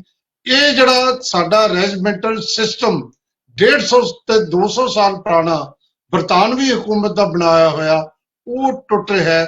ਉਹ ਕਿਉਂਕਿ ਪਹਿਲਾਂ ਉਹ ਦੇਖਿਆ ਹੋਇਆ, ਪਰਖਿਆ ਹੋਇਆ, ਇਹਦੇ ਬਾਰੇ ਵੀ ਬਹੁਤ ਸਾਰੇ ਲੋਕਾਂ ਦੇ ਖਿਆਲ ਨੇ। ਸਿੱਖ ਰੈਜੀਮੈਂਟ ਬਾਰੇ ਤਾਂ ਪਹਿਲਾਂ ਵੀ ਰੌਲਾ ਪੈ ਰਿਹਾ ਸੀ ਕਿ ਸਿੱਖਾਂ ਦੀ ਗਿਣਤੀ ਫੌਜ 'ਚ ਘਟਾਈ ਜਾ ਰਹੀ ਹੈ। ਜਿਹੜੇ ਆਪਣੇ ਆਪ ਨੂੰ ਪੰਥਕ ਪਾਰਟੀ ਸ਼੍ਰੋਮਣੀ ਅਕਾਲੀ ਦਲ ਸਿੱਖਾਂ ਦੀ ਪ੍ਰਤੀਨਿਧ ਪਾਰਟੀ ਕਹਿੰਦੀ ਹੈ, ਉਹਦੇ ਨੁਮਾਇੰਦੇ ਐਡਵੋਕੇਟ KS ਮਠਾਰੂ ਸਾਡੇ ਨਾਲ ਨੇ। ਉਹ ਕੀ ਕਹਿੰਦੇ ਨੇ? ਮਠਾਰੂ ਸਾਹਿਬ। ਵਾਲੀਆ ਸਾਹਿਬ, ਆਪਣੇ ਦੇਸ਼ ਦਾ ਇੱਕ ਨਾਰਾ ਸੀ, ਜੈ ਜਵਾਨ ਜੈ ਕਿਸਾਨ। ਦੇਖੋ ਕਿਸਾਨਾਂ ਦਾ ਤਾਂ ਪਹਿਲਾਂ ਹੀ ਦੇਖੋ ਆਪਾਂ ਦੇਖਿਆ ਇਹਨਾਂ ਨੇ, ਇਸ ਤਰ੍ਹਾਂ ਪਹਿਲਾਂ ਆਪਾਂ ਗੱਲ ਤੁਸੀਂ ਵੀ ਕੀਤੀ ਵੀ ਜਿਹੜੇ ਕਾਨੂੰਨ ਲੈ ਕੇ ਆਏ ਬਿਨਾਂ ਕਿਸੇ ਦੀ ਰਜਾਮੰਦੀ ਤੋਂ, ਉਹਦੇ ਤੇ ਡਿਬੇਟ ਕਰੇ ਤੋਂ ਬਿਨਾਂ, ਕਿਸੇ ਗੱਲ ਕੀ ਉਹਦੇ ਫਾਇਦੇ ਹੈ ਕੀ ਨੁਕਸਾਨ ਹੈ ਉਹ ਸਭ ਦੇਖੇ ਬਿਨਾਂ, ਕਿਸਾਨਾਂ ਨੂੰ ਕੌਨਫੀਡੈਂਸ ਲਏ ਤੋਂ ਬਿਨਾਂ, ਔਰ ਉਹਦਾ ਕੀ ਰਿਜ਼ਲਟ ਨਿਕਲਿਆ? ਉਹਦਾ ਇਹ ਰਿਜ਼ਲਟ ਨਿਕਲਿਆ, ਕਿਸਾਨਾਂ ਨੇ ਧਰਨਾ ਲਾਇਆ, ਉੱਥੇ ਮੋਰਚਾ ਲਾਇਆ, ਦਿੱਲੀ ਦੇ ਬਾਰਡਰਾਂ ਤੇ ਲੱਗਿਆ, ਔਰ 1 ਸਾਲ ਚੱਲਿਆ। 1 ਸਾਲ ਦੇ ਵਿੱਚ 750 ਕਿਸਾਨ ਹੈ ਜਿਹੜਾ ਉਹ ਸ਼ਹੀਦ ਹੋ ਗਿਆ, ਔਰ ਉਸ ਤੋਂ ਬਾਅਦ ਕਾਨੂੰਨ ਹੈ ਜਿਹੜਾ ਉਹ ਵਾਪਸ ਲਿੱਤਾ ਗਿਆ। ਉਹ ਗੱਲ ਸੀ ਕਿਸਾਨ ਦੀ। ਹੁਣ ਗੱਲ ਆਏਗੀ ਜਵਾਨ ਦੀ। ਉਹ ਜਵਾਨ ਜਿਸ ਨੇ ਦੇਸ਼ ਦੀ ਰਾਖੀ ਕਰਨ ਖਾਤਰ, ਮੈਂ ਬੜਾ ਹੈਰਾਨ ਹੋ ਰਿਹਾ ਸੀ ਜਦੋਂ ਚੰਨੀ ਜੀ ਇੱਕ ਗੱਲ ਕਹਿ ਰਹੇ ਸੀ। ਮੈਂ ਕ੍ਰਿਟਿਸਿਜ਼ਮ ਨਹੀਂ ਕਰ ਰਿਹਾ, ਐਜ ਏ ਜਰਨਲ ਗੱਲ ਕਰ ਰਿਹਾ ਮੈਂ, ਤੁਸੀਂ ਇਹ ਵੀ ਨਾ ਸੋਚੋ ਕਿ ਮੈਂ ਇਹਦਾ ਕ੍ਰਿਟਿਸਿਜ਼ਮ ਕਰ ਰਿਹਾ। ਐਜ ਏ ਜਰਨਲ ਆਪਾਂ ਇੱਕ ਗੱਲ ਜੇ ਸੋਚੀਏ, ਚੰਨੀ ਸਾਹਿਬ ਕਹਿ ਰਹੇ ਸੀ ਕਿ ਉਹਨਾਂ ਨੂੰ ਇੰਨੇ ਪੈਸੇ ਮਿਲਣਗੇ ਜੀ, ਉਹਨਾਂ ਨੂੰ ਇੰਨੇ ਪੈਸੇ ਮਿਲਣਗੇ। ਇਹ ਡਿਫੈਂਸ ਦਾ ਮਾਮਲਾ ਹੈ, ਆਪਣੇ ਦੇਸ਼ ਦੇ ਡਿਫੈਂਸ ਦਾ ਮਾਮਲਾ ਹੈ। ਅਗਰ ਤੁਸੀਂ ਇਸ ਨੂੰ ਕੰਟਰੈਕਟ ਬੇਸ ਤੇ ਕਰੋਗੇ, ਇੱਕ ਪ੍ਰਾਈਵੇਟ ਤੌਰ ਤੇ, ਇੱਕ ਪ੍ਰਾਈਵੇਟ ਤੌਰ ਕੀ ਹੋ ਗਿਆ, ਕੰਟਰੈਕਟ ਤੌਰ ਤੇ ਹੋ ਗਿਆ। ਜਿਸ ਤਰ੍ਹਾਂ ਪਹਿਲਾਂ ਲੋਕ ਬੱਚਿਆਂ ਦੇ ਵਿੱਚ 18 ਸਾਲ ਤੋਂ 21 ਸਾਲ ਤੱਕ ਦੀ ਭਰਤੀ ਸੀ, ਜਾਂ 23 ਸਾਲ ਤੱਕ ਭਰਤੀ ਹੈ, ਉਹਦੇ ਵਿੱਚ ਇੱਕ ਜਜ਼ਬਾ ਹੁੰਦਾ ਸੀ।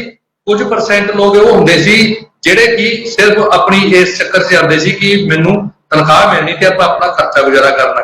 ਪਰੰਤੂ ਉੱਥੇ ਜਾ ਕੇ ਉਹਨਾਂ ਲੋਕਾਂ ਦਾ ਵੀ ਜਿਹੜਾ ਮੋਟਿਵ ਹੈ ਉਹ ਇਹ ਹੋ ਜਾਂਦਾ ਸੀ ਕਿ ਅਸੀਂ ਦੇਸ਼ ਦੇ ਸਿਪਾਹੀ ਹੈ ਔਰ ਦੇਸ਼ ਦੀ ਸੁਰੱਖਿਆ ਕਰਨੀ ਹੈ, ਆਪਣੇ ਦੇਸ਼ ਵਾਸਤੇ ਮਰਨ ਨੂੰ ਤਿਆਰ ਰਹਿੰਦੇ ਆ ਹਰ ਵੇਲੇ ਫੌਜੀ। ਆਪਾਂ ਦੇਖਿਆ ਵੀ ਹੈ ਪਿੱਛੇ ਜੇ ਆਪਣੇ ਸਾਡੇ ਮਾਨਸਾ ਦੇ ਵਿੱਚ ਵੀ ਬੜੇ ਸ਼ਹੀਦ ਹੋਏ ਆ, ਪਿੱਛੇ ਜੇ ਕਿੰਨੇ ਜਵਾਨ ਸ਼ਹੀਦ ਹੋਏ ਆ, ਉੱਥੇ ਪੁਲਵਾਮਾ ਘਾਟੀ ਦੇ ਵਿੱਚ ਸ਼ਹੀਦ ਹੋਏ ਆ। तो ਉਹਨਾਂ ਦਾ ਇੱਕ ਜਜ਼ਬਾ ਹੁੰਦਾ ਹੈ। ਆਪਾਂ ਉਹਨਾਂ ਨੂੰ ਇਸ ਪਾਸੇ ਲੈ ਕੇ ਕਿ ਇਹਨਾਂ ਦਾ ਸਕਿੱਲ ਡਿਵੈਲਪ ਕਰਾਂਗੇ, ਬਾਅਦ 'ਚ ਇਹਨਾਂ ਨੂੰ ਸਿਕਿਉਰਿਟੀ ਗਾਰਡ ਦੀ ਨੌਕਰੀ ਮਿਲ ਜੂਗੀ, ਇਹਨਾਂ ਨੂੰ ਬੈਂਕ ਦੇ ਵਿੱਚ ਮਿਲ ਜੂਗੀ, ਇਹਨਾਂ ਨੂੰ ਪੁਲਿਸ ਦੇ ਵਿੱਚ ਮਿਲ ਜੂਗੀ।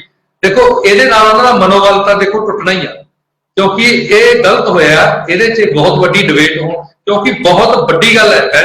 ਜਿਹੜੀ ਬੈਲਟ ਜੌਬ ਹੈ ਨਾ, ਉਹਦੇ ਤੇ ਆਪਾਂ ਇੱਕੋ ਦਮ ਇਸ ਤਰ੍ਹਾਂ ਫੈਸਲਾ ਲਵਾਂਗੇ ਤਾਂ ਰਿਐਕਟ ਹੋਊਗਾ। ਜਿਸ ਤਰ੍ਹਾਂ ਜਿਨ੍ਹਾਂ ਲੜਕਿਆਂ ਨੇ ਫੌਜ ਦੇ ਵਿੱਚ ਭਰਤੀ ਹੋ ਕੇ ਦੇਸ਼ ਦੀ ਸੁਰੱਖਿਆ ਦੇ ਉੱਪਰ, ਦੇਸ਼ ਦੀ ਸੇਵਾ ਕਰਨ ਵਾਸਤੇ ਬਾਰਡਰ ਤੇ ਡਿਊਟੀ ਕਰਨੀ ਸੀ, ਅੱਜ ਉਹੀ ਬੱਚਿਆਂ ਦੇ ਮਨ ਦੇ ਵਿੱਚ ਕੀ ਹੈ, ਉਹ ਕਿੱਥੇ ਬਿਹਾਰ ਦੇ ਵਿੱਚ ਦੇਖੋ, ਯੂਪੀ ਦੇ ਵਿੱਚ ਦੇਖੋ ਕਿਵੇਂ ਅੱਗਾਂ ਲੱਗ ਰਹੀਆਂ, ਕਿਵੇਂ ਹਿੰਸਕ ਹੋਏ ਪਏ ਆ ਉਹ। ਅਗਰ ਉਹ ਇਹ ਦੇਖਿਆ ਜਾਵੇ ਤਾਂ ਉਹਨਾਂ ਦੇ ਪ੍ਰਤੀ ਦੇਸ਼ ਦੀ, ਭਾਰਤ ਦੀ ਸਰਕਾਰ ਦੇ ਖਿਲਾਫ ਇੱਕ ਬਹੁਤ ਵੱਡਾ ਰੋਸ ਹੈ, ਜਿਹੜਾ ਉਹ ਰੋਸ ਵਿਰੋਧੀ ਦੇਸ਼ਾਂ ਦੇ ਵਿੱਚ ਜਿਹੜੇ ਬਾਹਰੋਂ ਕੋਈ ਹਮਲੇ ਹੁੰਦੇ ਨੇ ਆਪਣੇ ਬਾਰਡਰਾਂ ਦੇ ਉੱਪਰ, ਉਹ ਜੋਸ਼ ਉਹਨਾਂ ਨੇ ਉੱਥੇ ਵਿਖਾਉਣਾ ਸੀ ਤੇ ਦੇਸ਼ ਦੇ ਅੰਦਰ ਵਿਖਾ ਰਹੇ। ਇਹ ਬੜਾ ਵੱਡਾ ਚਿੰਤਾ ਦਾ ਵਿਸ਼ਾ ਹੈ ਭਾਰਤ ਸਰਕਾਰ ਨੂੰ। ਜਿਸ ਤਰ੍ਹਾਂ ਤੁਸੀਂ ਕੈਪਟਨ ਸਾਹਿਬ ਵਾਲੀ ਗੱਲ ਕੀਤੀ ਵੀ ਸਿੱਖ ਰੈਜੀਮੈਂਟ ਦੇ ਵਿੱਚ ਇਹ ਸੋਚ ਰਹੇ ਆ ਕਿ ਸਿੱਖਾਂ ਦੀ ਗਿਣਤੀ ਘਟਾਈ ਜਾਵੇ। ਸਿੱਖ ਰੈਜੀਮੈਂਟ ਇੱਕ ਇਹੋ ਜਿਹੀ ਰੈਜੀਮੈਂਟ ਹੈ, ਸਿੱਖਾਂ ਦਾ ਸ਼ੁਰੂ ਤੋਂ ਇਤਿਹਾਸ ਰਿਹਾ ਹੈ, ਚਾਹੇ ਉਹ ਹੋਰ ਜਰਮਨੀ ਦੀਆਂ ਫੌਜਾਂ ਹੋਣ, ਕਿਸੇ ਹੋਰ ਬ੍ਰਿਟੇਨ ਦੀਆਂ ਫੌਜਾਂ ਹੋਣ, ਸਿੱਖਾਂ ਦਾ ਇੱਕ ਇਤਿਹਾਸ ਰਿਹਾ। ਸਿੱਖ ਰੈਜੀਮੈਂਟ ਇਸੇ ਕਰਕੇ ਉਹ ਰੈਜੀਮੈਂਟਾਂ ਬਣਾਈਆਂ ਗਈਆਂ ਸੀ। ਸਿੱਖ ਰੈਜੀਮੈਂਟ ਨੂੰ ਉਸ ਜਗ੍ਹਾ ਤੇ ਭੇਜਿਆ ਜਾਂਦਾ ਜਿੱਥੇ ਬਹੁਤ ਕ੍ਰਿਟੀਕਲ ਪੋਜੀਸ਼ਨ ਹੁੰਦੀ ਆ, ਕਿਉਂਕਿ ਇੱਕ ਬਹਾਦਰ ਕੌਮ ਦੇ ਤੌਰ ਤੇ ਸਿੱਖ ਰੈਜੀਮੈਂਟ ਨੂੰ ਜਾਣਿਆ ਜਾਂਦਾ। ਠੀਕ ਹੈ ਮਠਾਰੂ ਸਾਹਿਬ ਜਿਹੜੀ ਗੱਲ ਕੀਤੀ ਹੈ, ਲੇਕਿਨ ਇਹਦੇ ਐਂਗਲ ਹੋਰ ਬੜੇ ਨੇ।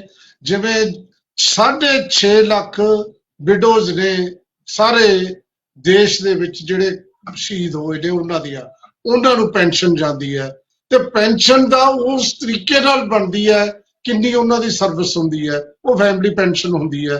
ਤੇ ਹੁਣ ਕੀ ਹੋਏਗਾ, ਕਿਸ ਤਰ੍ਹਾਂ ਜਾਏਗਾ, ਇਹ ਮੈਂ ਇਹ ਸਮਝਦਾ। ਚੰਨੀ ਸਾਹਿਬ ਨਾਲ ਆਪਾਂ ਕਰਾਂਗੇ ਗੱਲ ਵੀ, ਇਹ ਤੇ ਡਿਬੇਟ ਹੋਣੀ ਚਾਹੀਦੀ ਸੀ। ਇਹ ਬਹੁਤ ਜਲਦੀ ਫੈਸਲਾ, ਜਿਹੜੀ ਇੱਕ ਤਰਫਾ ਫੈਸਲਾ ਦੋਨੇ ਹੀ, ਪਹਿਲਾ ਕਿਸਾਨ ਵਾਲਾ ਜਵਾਨ ਵਾਲਾ, ਇਹ ਕਿਉਂ ਲਿਆ ਗਿਆ।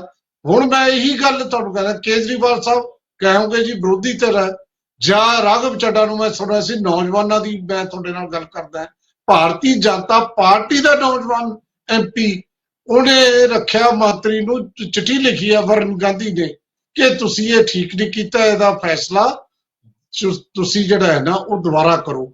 ਇਹਦਾ ਮਤਲਬ ਇਹ ਹੋ ਗਿਆ ਕਿ ਉਹਨਾਂ ਦੇ ਆਪਦੇ ਬੰਦੇ ਵੀ ਕਹਿ ਰਹੇ ਨੇ, ਮੈਂ ਕਈ ਮਿਲਟਰੀ ਅਫਸਰਾਂ ਨਾਲ ਗੱਲ ਕੀਤੀ, ਉਹ ਵੀ ਇਹ ਕਹਿ ਰਹੇ ਨੇ ਕਿ ਇਹਨੂੰ ਥੋੜਾ ਜਿਹਾ ਇਹਦੇ ਤੇ ਡਿਬੇਟ ਹੋਣੀ ਚਾਹੀਦੀ ਸੀ।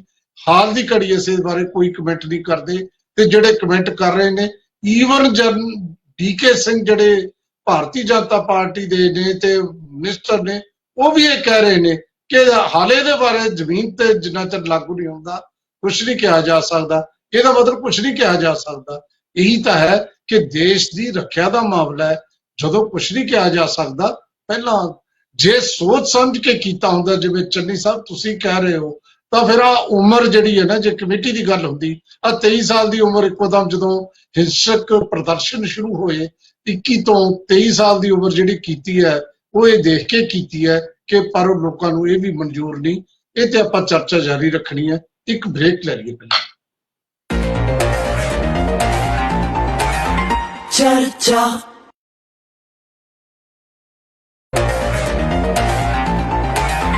ਚਰਚਾ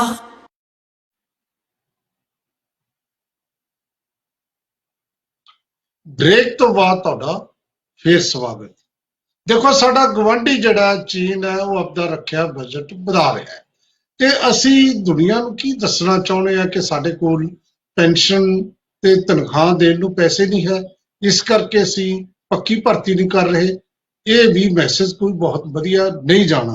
ਤਾਂ ਮੈਂ ਤੁਹਾਨੂੰ ਬ੍ਰੇਕ ਤੋਂ ਪਹਿਲਾਂ ਦੱਸ ਰਿਹਾ ਸੀ, ਆਮ ਆਦਮੀ ਪਾਰਟੀ ਇਸ ਫੈਸਲੇ ਦੇ ਖਿਲਾਫ ਹੈ, ਤੇ ਆਮ ਆਦਮੀ ਪਾਰਟੀ ਦੇ ਨੁਮਾਇੰਦੇ ਐਡਵੋਕੇਟ ਸ਼ਸ਼ੀਵੀਰ ਸ਼ਰਮਾ ਸਾਡੇ ਨਾਲ ਨੇ। ਕੀ ਕਹੋਗੇ ਸ਼ਰਮਾ ਜੀ? ਮੈਂ ਸਮਝਦਾ ਕਿਤੇ ਨਾ ਕਿਤੇ ਇਹਨਾਂ ਨੇ ਆਰਮੀ ਨੂੰ ਵੀ ਪ੍ਰਾਈਵੇਟਾਈਜੇਸ਼ਨ ਵਾਲੇ ਪਾਸੇ ਲੈ ਕੇ ਜਾ ਰਹੇ ਨੇ। ਜਿਵੇਂ ਕਿ ਤੁਸੀਂ ਦੇਖਿਆ ਹੋਗਾ, ਬੀਤੇ ਸਮੇਂ ਦੇ 8 ਸਾਲਾਂ ਦੇ ਵਿੱਚ ਇਹਨਾਂ ਨੇ ਕੀ ਕੀਤਾ, ਚਾਹੇ 에ਅਰਪੋਰਟ ਹੈ, ਚਾਹੇ ਰੇਲਵੇ ਸਟੇਸ਼ਨ ਨੇ, ਚਾਹੇ ਬੈਂਕਿੰਗ ਸੈਕਟਰ ਸੀਗਾ, ਚਾਹੇ LIC ਸੀਗਾ, ਹਰੇਕ ਦੇ ਵਿੱਚ ਪ੍ਰਾਈਵੇਟਾਈਜੇਸ਼ਨ ਕਰਨ ਦੀ ਕੋਸ਼ਿਸ਼ ਕੀਤੀ ਗਈ ਹੈ। ਤੇ ਹੁਣ ਜਿਹੜੀ ਇਹ ਅਗਨੀਪਥ ਸਕੀਮ ਜਿਹੜੀ ਲਿਆਂਦੀ ਗਈ ਹੈ, ਇਹਦੇ ਵਿੱਚ ਡਾਇਰੈਕਟਲੀ ਇਹਨਾਂ ਨੇ ਕਿਤੇ ਨਾ ਕਿਤੇ ਰੱਖਿਆ ਬਜਟ ਦੇ ਵਿੱਚ ਕਟੌਤੀ ਕਰਨ ਦੀ ਸਕੀਮ ਬਣਾਈ ਹੈ, ਜਿਹਦੇ ਤਹਿਤ ਜਿਹੜੇ ਨੌਜਵਾਨ ਨੇ, ਤੁਸੀਂ ਚਾਹੇ ਉਹਨਾਂ ਦੀ ਵਿੱਚ ਪੈਨਸ਼ਨ ਨਹੀਂ ਹੈਗੀ। ਦੂਸਰਾ, 4 ਸਾਲ ਜਿਹੜਾ ਪੀਰੀਅਡ ਹੈ, 4 ਸਾਲ ਤੋਂ ਬਾਅਦ ਇੱਕ ਬਹੁਤ ਇੰਪੋਰਟੈਂਟ ਚੀਜ਼ ਹੈ, ਕਿਉਂਕਿ ਜਦੋਂ ਤੁਸੀਂ ਡਿਪਾਰਟਮੈਂਟ ਦੇ ਵਿੱਚ ਹੁੰਦੇ ਹੋ ਰੱਖਿਆ, ਤੇ ਬੜੀ ਇੱਕ ਸੀਕ੍ਰੇਟ ਥਿੰਗਸ ਹੁੰਦੀਆਂ ਨੇ, ਸੀਕ੍ਰੇਟ ਚੀਜ਼ਾਂ ਹੁੰਦੀਆਂ ਜੋ ਇੱਕਦਮ ਤੁਸੀਂ 75% ਜਿਹੜੇ ਲੋਕ ਬਾਹਰ ਆਣਗੇ ਉਹਨਾਂ ਦੇ ਨਾਲ ਉਹ ਚੀਜ਼ਾਂ ਵੀ ਬਾਹਰ ਆਣਗੀਆਂ। ਸੋ ਜਿਹੜਾ ਸਰਵਿਸ ਦੇ ਵਿੱਚ ਰਹਿੰਦਾ ਹੋਵੇ ਤੇ ਬੜੇ ਸਰਵਿਸ ਰੂਲਸ ਲਾਗੂ ਹੁੰਦੇ ਨੇ, ਚਾਹੇ ਉਹਨੂੰ ਆਪਣੀ ਸੀਕ੍ਰੇਸੀ ਪ੍ਰੋਟੈਕਟ ਕਰਨੀ ਹੁੰਦੀ ਹੈ ਡਿਪਾਰਟਮੈਂਟ ਦੀ, ਬੜਾ ਕੁਛ ਬਾਹਰ ਆਏਗਾ, ਚਾਹੇ ਉਹ ਟ੍ਰੇਨਿੰਗ ਲੈ ਕੇ ਬਾਹਰ ਆਣਗੇ। ਆਲਰੇਡੀ ਕਿਉਂਕਿ ਜਦੋਂ ਬੀਜੇਪੀ ਸਰਕਾਰ ਆਈ ਸੀਗੀ, ਉਹਨੇ ਮਹਿੰਗਾਈ ਦੇ ਮੁੱਦੇ ਦੇ ਨਾਲ ਬੇਰੋਜ਼ਗਾਰੀ ਦਾ ਮੁੱਦਾ ਵੀ ਹੋ ਚੁੱਕਿਆ ਸੀ ਕਿ 2 ਕਰੋੜ ਦੇ ਆਸ-ਪਾਸ ਹੀ ਰੋਜ਼ਗਾਰ ਦੇਵਾਂਗੇ ਸਾਲ ਦੇ ਵਿੱਚ। ਰੋਜ਼ਗਾਰ ਤਾਂ ਚਲੋ 50 ਸਾਲਾਂ ਦੇ ਵਿੱਚ ਨਹੀਂ ਉਹ ਪੂਰੇ ਹੋ ਸਕੇ, ਪਰ ਹੁਣ ਜਿਸ ਤਰੀਕੇ ਨਾਲ ਇਹਨਾਂ ਨੇ ਪ੍ਰਾਈਵੇਟਾਈਜੇਸ਼ਨ ਵਾਲੇ ਪਾਸੇ ਦੇਖਿਆ, ਚਾਹੇ ਬੈਂਕਿੰਗ ਸੈਕਟਰ ਸੀ, ਚਾਹੇ 에ਅਰਪੋਰਟ ਸੀਗਾ, ਇਸੇ ਤਰੀਕੇ ਮੈਂ ਸਮਝਦਾ ਇਹਨਾਂ ਨੇ ਕਿਤੇ ਨਾ ਕਿਤੇ ਇਹਨੂੰ ਕੰਟਰੈਕਚੁਅਲ ਬੇਸ ਦੇ ਵਾਸਤੇ ਬਣਾਉਣ ਦੀ ਸਕੀਮ ਤੈਅ ਕੀਤੀ ਹੈ। ਤੁਸੀਂ ਦੇਖੋਗੇ ਕਿ ਨੌਜਵਾਨ ਲਗਾਤਾਰ ਤੁਸੀਂ ਸੜਕਾਂ ਤੇ ਜਾਂਦੇ ਹੋਗੇ, ਦਿਨ ਤੋਂ ਲੈ ਕੇ ਸ਼ਾਮ ਤੱਕ, ਮਹੀਨੇ ਬਾਅਦ, ਸਾਲ ਬੱਧੀ ਤਿਆਰੀ ਕਰਦੇ ਨੇ। ਕਈਆਂ ਦਾ ਸੁਪਨਾ ਹੁੰਦਾ ਕਿ ਅਸੀਂ ਮਿਲਟਰੀ ਦੇ ਵਿੱਚ ਜਾ ਕੇ ਅਸੀਂ ਦੇਸ਼ ਦੀ ਸੇਵਾ ਕਰਨੀ ਹੈ, ਚਾਹੇ ਉਹ ਪਰਿਵਾਰ ਨੂੰ ਆਪਣੇ ਨੂੰ ਸਿਕਿਉਰ ਕਰਦੇ ਨੇ। ਕਿਤੇ ਨਾ ਕਿਤੇ ਇੱਕ ਸਿਕਿਉਰਿਟੀ ਦੀ ਭਾਵਨਾ ਆ ਜਾਂਦੀ ਹੈ ਕਿ ਮੈਂ ਜੋਬ 'ਚ ਹੋਵਾਂਗਾ, ਅਗਰ ਮੈਨੂੰ ਕੱਲ ਨੂੰ ਕੁਝ ਹੁੰਦਾ ਹੈ ਮੇਰੇ ਪਰਿਵਾਰ ਨੂੰ ਵੀ ਪੈਨਸ਼ਨ ਮਿਲੇਗੀ, ਜਾਂ ਤੁਸੀਂ ਹੋਰ ਸਕੀਮ ਥੱਲੇ ਕਿਤੇ ਨਾ ਕਿਤੇ ਸਿਕਿਉਰਿਟੀ ਆ ਜਾਂਦੀ ਹੈ। ਪਰ ਇਸ ਸਕੀਮ ਦੇ ਨਾਲ ਇੱਕ ਤਾਂ ਆਲਰੇਡੀ 75% ਦੇ ਵਿੱਚ ਦਿਮਾਗੀ ਤੌਰ ਤੇ ਟੈਨਸ਼ਨ ਹੈਗੀ ਕਿ ਅਸੀਂ ਨਿਕਲ ਰਹੇ ਹਾਂ, 4 ਸਾਲਾਂ ਬਾਅਦ ਅਸੀਂ ਛੱਡ ਕੇ ਜਾ ਰਹੇ ਹਾਂ। ਦੂਸਰਾ, ਇੱਕ ਇੰਪੋਰਟੈਂਟ ਜਿਹੜਾ ਏਜ ਦਾ ਟਾਈਮ ਹੈ, ਤੁਸੀਂ ਦੇਖੋਗੇ ਚਾਹੇ ਉਹ 10ਵੀਂ ਤੋਂ ਬਾਅਦ ਤੁਸੀਂ ਭਰਤੀ ਕਰ ਰਹੇ ਨੇ, ਜਿਨ੍ਹਾਂ ਨੇ ਅੱਗੇ ਪੜ੍ਹਨਾ ਹੈ ਫਰਦਰ ਉਹਨਾਂ ਦੀ ਪੜ੍ਹਾਈ ਵੀ ਰੁਕੀ। ਤੁਸੀਂ 21 ਸਾਲ ਦਾ ਜਾਂ 23 ਸਾਲ ਦਾ ਤੁਸੀਂ ਲੈ ਰਹੇ ਹੋ, 27 ਸਾਲਾਂ ਬਾਅਦ ਉਹਦੇ ਕੋਲ ਨਾ ਹੀ ਕੋਈ ਇੰਨੀਆਂ ਆਪਸ਼ਨਸ ਬਚਣਗੀਆਂ, ਜਿਵੇਂ ਤੁਸੀਂ ਹੁਣ ਕਿਸੇ ਨੂੰ ਡਰਾਈਵਰ ਵਾਲੇ ਪਾਸੇ ਕਹਿ ਰਹੇ ਹੋ ਜਾਂ ਕਿਸੇ ਨੂੰ ਹੋਰ ਪਾਸੇ ਵੀ ਰਿਕਰੂਟਮੈਂਟ ਵਾਲੇ ਪਾਸੇ ਕਹਿ ਰਹੇ ਹੋ, ਕਿਤੇ ਨਾ ਕਿਤੇ ਏਜ ਤੇ ਉਹਦੀ ਕਿਤੇ ਨਾ ਕਿਤੇ ਉਹਦੇ ਅੜਚਨ ਆਊਗੀ ਕਿ ਉਹਦੀ ਏਜ ਉਸ ਤਰੀਕੇ ਪਾਰ ਹੋ ਚੁੱਕੀ ਹੋਏਗੀ। ਜੀ ਜਸੀਵੀਰ, ਤੁਹਾਡੀ ਆਵਾਜ਼ ਪੂਰੀ ਕਲੀਅਰ ਨਹੀਂ ਆ ਰਹੀ, ਪਰ ਫਿਰ ਵੀ ਤੁਸੀਂ ਆਪਣਾ ਜਿਹੜਾ ਪੁਆਇੰਟ ਰੱਖਿਆ ਉਹ ਮੇਰਾ ਖਿਆਲ ਹੈ ਸਾਡੇ ਪੈਨਲਿਸਟ ਕੋਲ ਪਹੁੰਚ ਗਿਆ। ਲੇਕਿਨ ਇੱਕ ਗੱਲ ਚੰਨੀ ਸਾਹਿਬ, ਹੁਣ ਜਦੋਂ ਮੈਂ ਤੁਹਾਡੇ ਕੋਲ ਦੁਬਾਰਾ ਆਉਣਾ ਹੈ, ਤੁਸੀਂ ਆਪ ਦੇਖੋ ਬਹੁਤ ਵੱਡੇ ਅਹੁਦੇ ਤੇ ਰਹੇ ਹੋ, ਪ੍ਰਸ਼ਾਸਨਿਕ ਅਧਿਕਾਰੀ ਰਹੇ ਹੋ, ਤੇ ਤੁਹਾਨੂੰ ਇਸ ਗੱਲ ਦਾ ਪੂਰਾ ਪਤਾ ਹੈ ਕਿ ਕਿਸ ਤਰ੍ਹਾਂ ਸਰਵਿਸ ਚੱਲਦੀਆਂ ਨੇ। ਹੁਣ 11,71,000 ਰੁਪਇਆ ਮਿਲਣਾ ਹੈ ਜਦੋਂ ਬੰਦੇ ਨੇ ਰਿਟਾਇਰ ਹੋਣਾ ਹੈ 4 ਸਾਲ ਬਾਅਦ। ਮਤਲਬ 75% ਫੌਜੀਆਂ ਨੇ 4 ਸਾਲ ਬਾਅਦ 23 ਸਾਲ ਦੀ ਉਮਰ ਦੇ ਵਿੱਚ ਰਿਟਾਇਰ ਹੋਣਾ ਹੈ, ਉਹਨਾਂ ਨੂੰ ਮਿਲਿਆ 11,71,000 ਰੁਪਇਆ। ਤੁਹਾਨੂੰ ਲੱਗਦਾ ਕਿ 4 ਸਾਲ ਚ 11,000 ਜਿਹੜਾ ਹੈ 74 ਇਨਫਲੇਸ਼ਨ ਕਿੱਥੇ ਤੱਕ ਲੈ ਜੂ? ਉਹ 7-8 ਲੱਖ ਰੁਪਇਆ ਰਹਿ ਜੂ। ਉਹਦੇ ਲਈ ਕਿੰਨੇ ਸਾਲ ਉਹ ਕੰਮ ਕਰ ਸਕਦੇ ਜਾਂ ਕੀ ਕਰ ਸਕਣਗੇ? ਸੋ ਸਾਰੀ ਉਹਨਾਂ ਦੀ ਜ਼ਿੰਦਗੀ ਪਈ ਹੋਊਗੀ। ਚੰਨੀ ਸਾਹਿਬ, ਕਈ ਗੱਲਾਂ ਨੇ ਕਿਉਂ ਨਹੀਂ? ਇਹ ਤੇ ਨੇਸ਼ਨ ਤੇ ਅੱਜ ਕੱਲ੍ਹ ਲੋਕਤੰਤਰ ਹੈ, ਤੇ ਲੋਕਤੰਤਰ ਚੰਨੀ ਸਾਹਿਬ ਹਰ ਗੱਲ 'ਚ ਡਿਬੇਟ ਹੋਣੀ ਚਾਹੀਦੀ ਹੈ। ਸੰਵਾਦ ਤੋਂ ਬਾਅਦ ਜੇ ਸਾਰੇ ਇਕਮਤ ਹੋ ਜਾਣ ਤਾਂ ਆਹ ਦੇਸ਼ ਦੀ ਜਿਹੜੀ ਜਾਇਦਾਦ ਦਾ ਨੁਕਸਾਨ ਹੋ ਰਿਹਾ ਹੈ, ਅੱਗਾਂ ਲੱਗ ਰਹੀਆਂ ਨੇ, ਬੰਦੇ ਮਰ ਰਹੇ ਨੇ, ਬੰਦੇ ਸੁਸਾਈਡ ਕਰਨ ਲੱਗੇ, ਤਾਂ ਇਹ ਸਾਰਾ ਕੁਝ ਨਾ ਹੋਵੇ। ਕੀ ਕਹੋਗੇ ਚੰਨੀ ਸਾਹਿਬ, ਜਿਹੜੇ ਪੈਨਲਿਸਟਾਂ ਨੇ ਕੁਝ ਨੁਕਤੇ ਉਠਾਏ ਨੇ ਤੇ ਜਾਂ ਜੋ ਕੁਝ ਸਵਾਲ ਮੈਂ ਕੀਤੇ ਨੇ ਉਹਨਾਂ ਬਾਰੇ ਤੁਹਾਡਾ ਕੀ ਜਵਾਬ ਹੈ? ਵਾਲੀਆ ਜੀ, ਗੱਲ ਇਹ ਹੈਗੀ ਹੈ ਕਿ ਦੇਖੋ 2004 ਤੋਂ ਬਾਅਦ ਈਵਨ ਜਿਹੜਾ ਆਈਐਸ ਅਫਸਰ ਹੈ ਜਾਂ ਹੋਰ ਜਿਹੜੇ ਅਫਸਰ ਨੇ ਉਹਨਾਂ ਨੂੰ ਪੈਨਸ਼ਨ ਨਹੀਂ ਮਿਲਦੀ। ਪੈਨਸ਼ਨ ਉਹਨਾਂ ਦੀ ਬੰਦ ਹੈ। ਜਿਹੜੀ ਕੰਟਰੀਬਿਊਟਰੀ ਪ੍ਰੋਵੀਡੈਂਟ ਫੰਡ ਹੈ ਉਹੀ ਉਹਨਾਂ ਦੀ ਰਿਟਾਇਰਮੈਂਟ ਤੋਂ ਬਾਅਦ ਉਹਨਾਂ ਨੂੰ ਮਿਲਣਾ।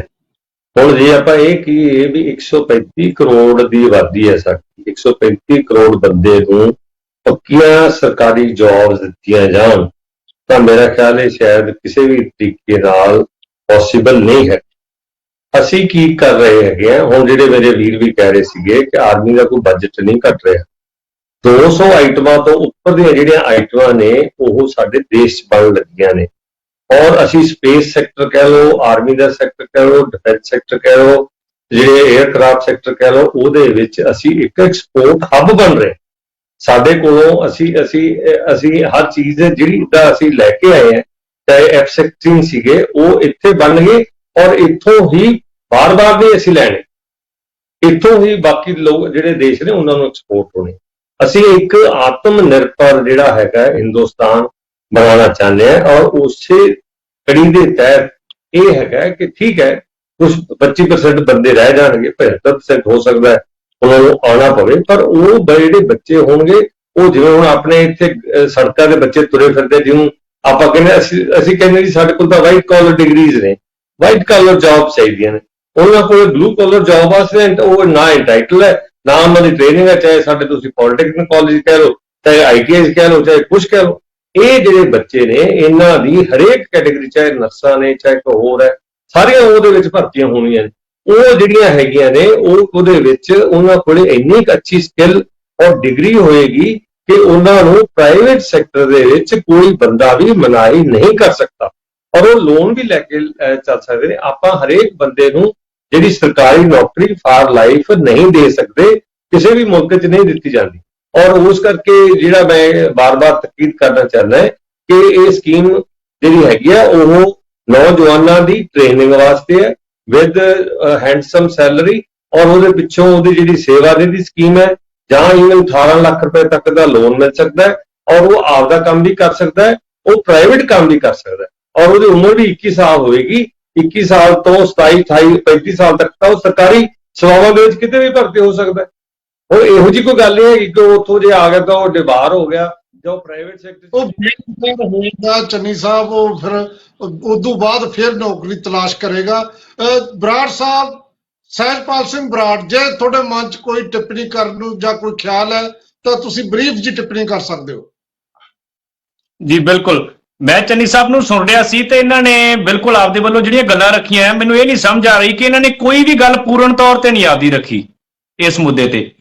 ਇਹਨਾਂ ਨੇ ਇਹੀ ਗੱਲ ਕਹੀ ਹੈ ਕਿ ਉਹ ਕਰ ਸਕਦਾ ਹੈ, ਹੋ ਸਕਦਾ ਹੈ ਜਾਂ ਲੋਨ ਲੈ ਸਕਦਾ ਜਾਂ ਉਹ ਕੰਮ ਕਰ। ਭਾਈ ਸਾਹਿਬ, ਤੁਸੀਂ ਨੌਜਵਾਨ ਦੀ ਪਹਿਲਾਂ ਉਮਰ ਦਾ ਇੱਕ ਦਾਇਰਾ ਦੇਖੋ। ਹੋ ਸਕਦੇ ਦੀ ਗੱਲ ਨਹੀਂ ਹੈ, ਇੱਕ ਨੌਕਰੀ ਦੀ ਗੱਲ ਕਰ ਰਹੇ ਹੋ। ਉਸ ਤੋਂ ਬਾਅਦ ਉਸ ਨੌਜਵਾਨ ਨੇ ਉਸ ਉਮਰ 'ਚ ਹਥਿਆਰ ਚੱਕਣਾ ਜਨਾਬ। ਇਹਦੇ ਵਿੱਚ ਹੋ ਸਕਦੇ ਨਾਲ ਕੋਈ ਮੈਂ ਸਮਝਦਾ ਨੌਜਵਾਨਾਂ ਨੂੰ ਕੁਝ ਨਹੀਂ ਮਿਲਣ ਵਾਲਾ। ਔਰ ਦੂਜੀ ਗੱਲ ਇਹ ਕਹਿ ਰਹੇ ਆ IAS ਅਫਸਰਾਂ ਦੀ। ਮਹਾਰਾਜ, IAS ਅਫਸਰ ਦੀ ਨੌਕਰੀ 4 ਸਾਲ ਨਹੀਂ ਹੁੰਦੀ ਜਨਾਬ। ਤੁਸੀਂ ਇੱਕ ਪਿੰਡ ਦਾ ਸਰਪੰਚ ਹੁੰਦਾ, ਪਿੰਡ ਦਾ ਪੰਚਾਇਤ ਮੈਂਬਰ ਹੁੰਦਾ। ਹੋਰ ਛੱਡੋ, ਬੇਸ਼ੱਕ ਮੈਂ ਇੱਕ ਰਾਜਨੀਤਿਕ ਪਾਰਟੀ ਵੱਲੋਂ ਆ, ਕਾਂਗਰਸ ਵੱਲੋਂ ਬੈਠਾ, ਕਾਂਗਰਸ ਦਾ ਇੱਕ ਜਾਂ ਕਿਸੇ ਵੀ ਪਾਰਟੀ ਦਾ ਕੋਈ MLA ਜਾਂ ਕੋਈ ਜੇ MP ਹੁੰਦਾ ਉਹ 5 ਸਾਲ ਉਹ ਨੌਕਰੀ ਕਰਦਾ। ਇਸ ਫੌਜੀ ਨੇ ਕਿੰਨੀ ਨੌਕਰੀ ਕਰਨੀ ਹੈ? 4 ਸਾਲ।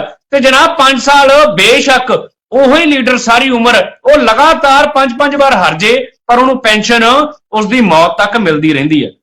ਜਨਾਬ, ਬੜਾ ਸੰਗੀਨ ਮੁੱਦਾ ਹੈ, ਇਹਨੂੰ ਤੁਸੀਂ ਵਿਚਾਰਨ ਦੀ ਲੋੜ ਆ। ਹੋ ਸਕਦਾ ਨਾਲ ਹੱਲ ਹੋਣ ਵਾਲਾ ਨਹੀਂ ਹੈ। ਬਰਾੜ ਸਾਹਿਬ, ਇੱਥੇ ਮੈਂ ਤੁਹਾਡੇ ਨਾਲ ਤੁਹਾਡੀ ਗੱਲ 'ਚ ਇੱਕ ਸਪਲੀਮੈਂਟ ਕਰਦਾ। ਚੰਨੀ ਸਾਹਿਬ ਨੂੰ ਸ਼ਾਇਦ ਇਸ ਗੱਲ ਦਾ ਪਤਾ ਹੋਵੇ, ਅਸੀਂ ਅਫਸਰਾਂ ਲਈ ਨਾ ਇੱਕ ਸ਼ਾਰਟ ਸਰਵਿਸ ਕਮਿਸ਼ਨ ਸ਼ੁਰੂ ਕੀਤਾ ਸੀ ਉਹਦੀ ਆਪਦੀ ਅਫਸਰ ਦੀ 5 ਸਾਲ ਸੀ। ਫਿਰ ਉਹ ਕੋਰਟ 'ਚ ਚਲੇ ਗਏ, ਕੋਰਟ 'ਚ ਜਾ ਕੇ ਉਹ 10 ਸਾਲ ਹੋ ਗਈ, ਜਿਹੜੀ ਘੱਟੋ ਘੱਟ 10 ਸਾਲ ਤੱਕ ਕੋਰਟ ਨੇ ਵੀ ਕੀਤੀ ਹੋਈ ਹੈ। ਅਫਸਰਾਂ ਦੀ 10 ਸਾਲ ਸ਼ਾਰਟ ਸਰਵਿਸ ਤੇ ਫੌਜੀਆਂ ਦੀ 4 ਸਾਲ ਹੈ ਤਾਂ ਧੱਕਾ। ਮਠਾਰੂ ਸਾਹਿਬ ਕੀ ਹੈ ਟਿੱਪਣੀ? ਵਾਲੀਆ ਜੀ, ਮੈਂ ਤਾਂ ਇਹੀ ਗੱਲ ਕਹੂੰਗਾ ਕਿ ਜਿਹੜੀ ਆਰਮੀ ਜਾਂ ਫੌਜ ਹੈ ਇਹਨੂੰ ਆਪਾਂ ਕਿਸੇ ਸਿਵਲ ਲਾਈਨ ਵਾਲੇ ਪਾਸੇ ਕੰਪੇਅਰ ਨਹੀਂ ਕਰ ਸਕਦੇ, ਕਿਉਂਕਿ ਇਹ ਬੜਾ ਵੱਡਾ ਇਸ਼ੂ ਆ। ਜਿਹੜੀ ਆਰਮੀ ਹੈ, ਆਪਣੀ ਫੌਜ ਹੈ, ਇਹਦਾ ਮੈਂ ਪਹਿਲਾਂ ਵੀ ਤੁਹਾਨੂੰ ਕਹਿ ਚੁੱਕਿਆ, ਇਹਦਾ ਸੰਬੰਧ ਹੈ ਜਿਹੜਾ ਦੇਸ਼ ਦੀ ਸੁਰੱਖਿਆ ਨਾਲ ਆ। ਹੁਣ ਜਿਵੇਂ ਗੱਲ ਕੀਤੀ ਹੈ, ਆਪਾਂ ਪਹਿਲਾਂ ਹੀ ਅਗਰ ਭਰਤੀ ਹੋਣ ਤੋਂ ਪਹਿਲਾਂ ਹੀ ਆਪਾਂ ਉਹਨਾਂ ਨੂੰ ਕਹਾਂਗੇ ਵੀ ਭਾਈ ਤੈਨੂੰ 4 ਸਾਲ ਬਾਅਦ ਹਟਾਇਆ ਜਾਊਗਾ ਤੇ ਇੰਨੇ ਪੈਸੇ ਦੇ ਕੇ ਤੈਨੂੰ ਪਾਲਿਸੀ ਦੇ ਵਿੱਚ ਹੈਗਾ ਕਿ ਤੈਨੂੰ ਹਟਾਇਆ ਜਾਊਗਾ, ਉਸ ਭਰਤੀ ਹੋਣ ਵਾਲੇ ਦੇ ਵਿੱਚ ਦੇਸ਼ ਦੀ ਸੁਰੱਖਿਆ ਪ੍ਰਤੀ ਉਹ ਜਜ਼ਬਾ ਨਹੀਂ ਹੋਏਗਾ ਜੋ ਹੁਣ ਹੈ। ਕਿਉਂਕਿ ਉਹ ਤੁਹਾਡੇ ਵਾਲੀ ਗੱਲ ਹੈ ਬਈ, ਉਹਦੇ ਦਿਮਾਗ ਦੇ ਵਿੱਚ ਇਹ ਹੋਏਗਾ ਕਿ ਮੈਂ ਤਾਂ 4 ਸਾਲ ਕੱਟਣੇ ਆ, 4 ਸਾਲ ਕੱਟਣ ਤੋਂ ਬਾਅਦ ਮੈਂ ਤਾਂ ਆਪਣਾ ਕਿਤੇ ਹੋਰ ਟਰਾਈ ਕਰਨਾ, ਮੈਂ ਤਾਂ ਜਾਣਾ ਹੀ ਆ। ਸੋ ਕਿੱਥੇ ਤਾਂ ਉਹਦੇ ਚ ਇਹ ਜਜ਼ਬਾ ਹੋਵੇ ਕਿ ਮੈਂ ਦੇਸ਼ ਦੀ ਸੇਵਾ ਕਰਨੀ ਹੈ, ਚਾਹੇ ਮੈਂ ਸ਼ਹੀਦ ਹੋ ਜਾਵਾਂ, ਪਿੱਛੇ ਮੇਰੇ ਪਰਿਵਾਰ ਨੂੰ ਪੈਨਸ਼ਨ ਵੀ ਜਾਣੀ ਹੈ, ਉਹਨਾਂ ਨੂੰ ਬਾਕੀ ਜਿਹੜੀਆਂ ਫੈਸਿਲਿਟੀਜ਼ ਉਹ ਵੀ ਜਾਣੀਆਂ। ਉਹਨੇ ਆਪਣਾ ਫ੍ਰੀ ਮਾਈਂਡ ਹੋ ਕੇ ਇੱਕ ਜਜ਼ਬੇ ਦੇ ਨਾਲ ਦੇਸ਼ ਦੀ ਸੇਵਾ ਕਰਨੀ ਹੈ।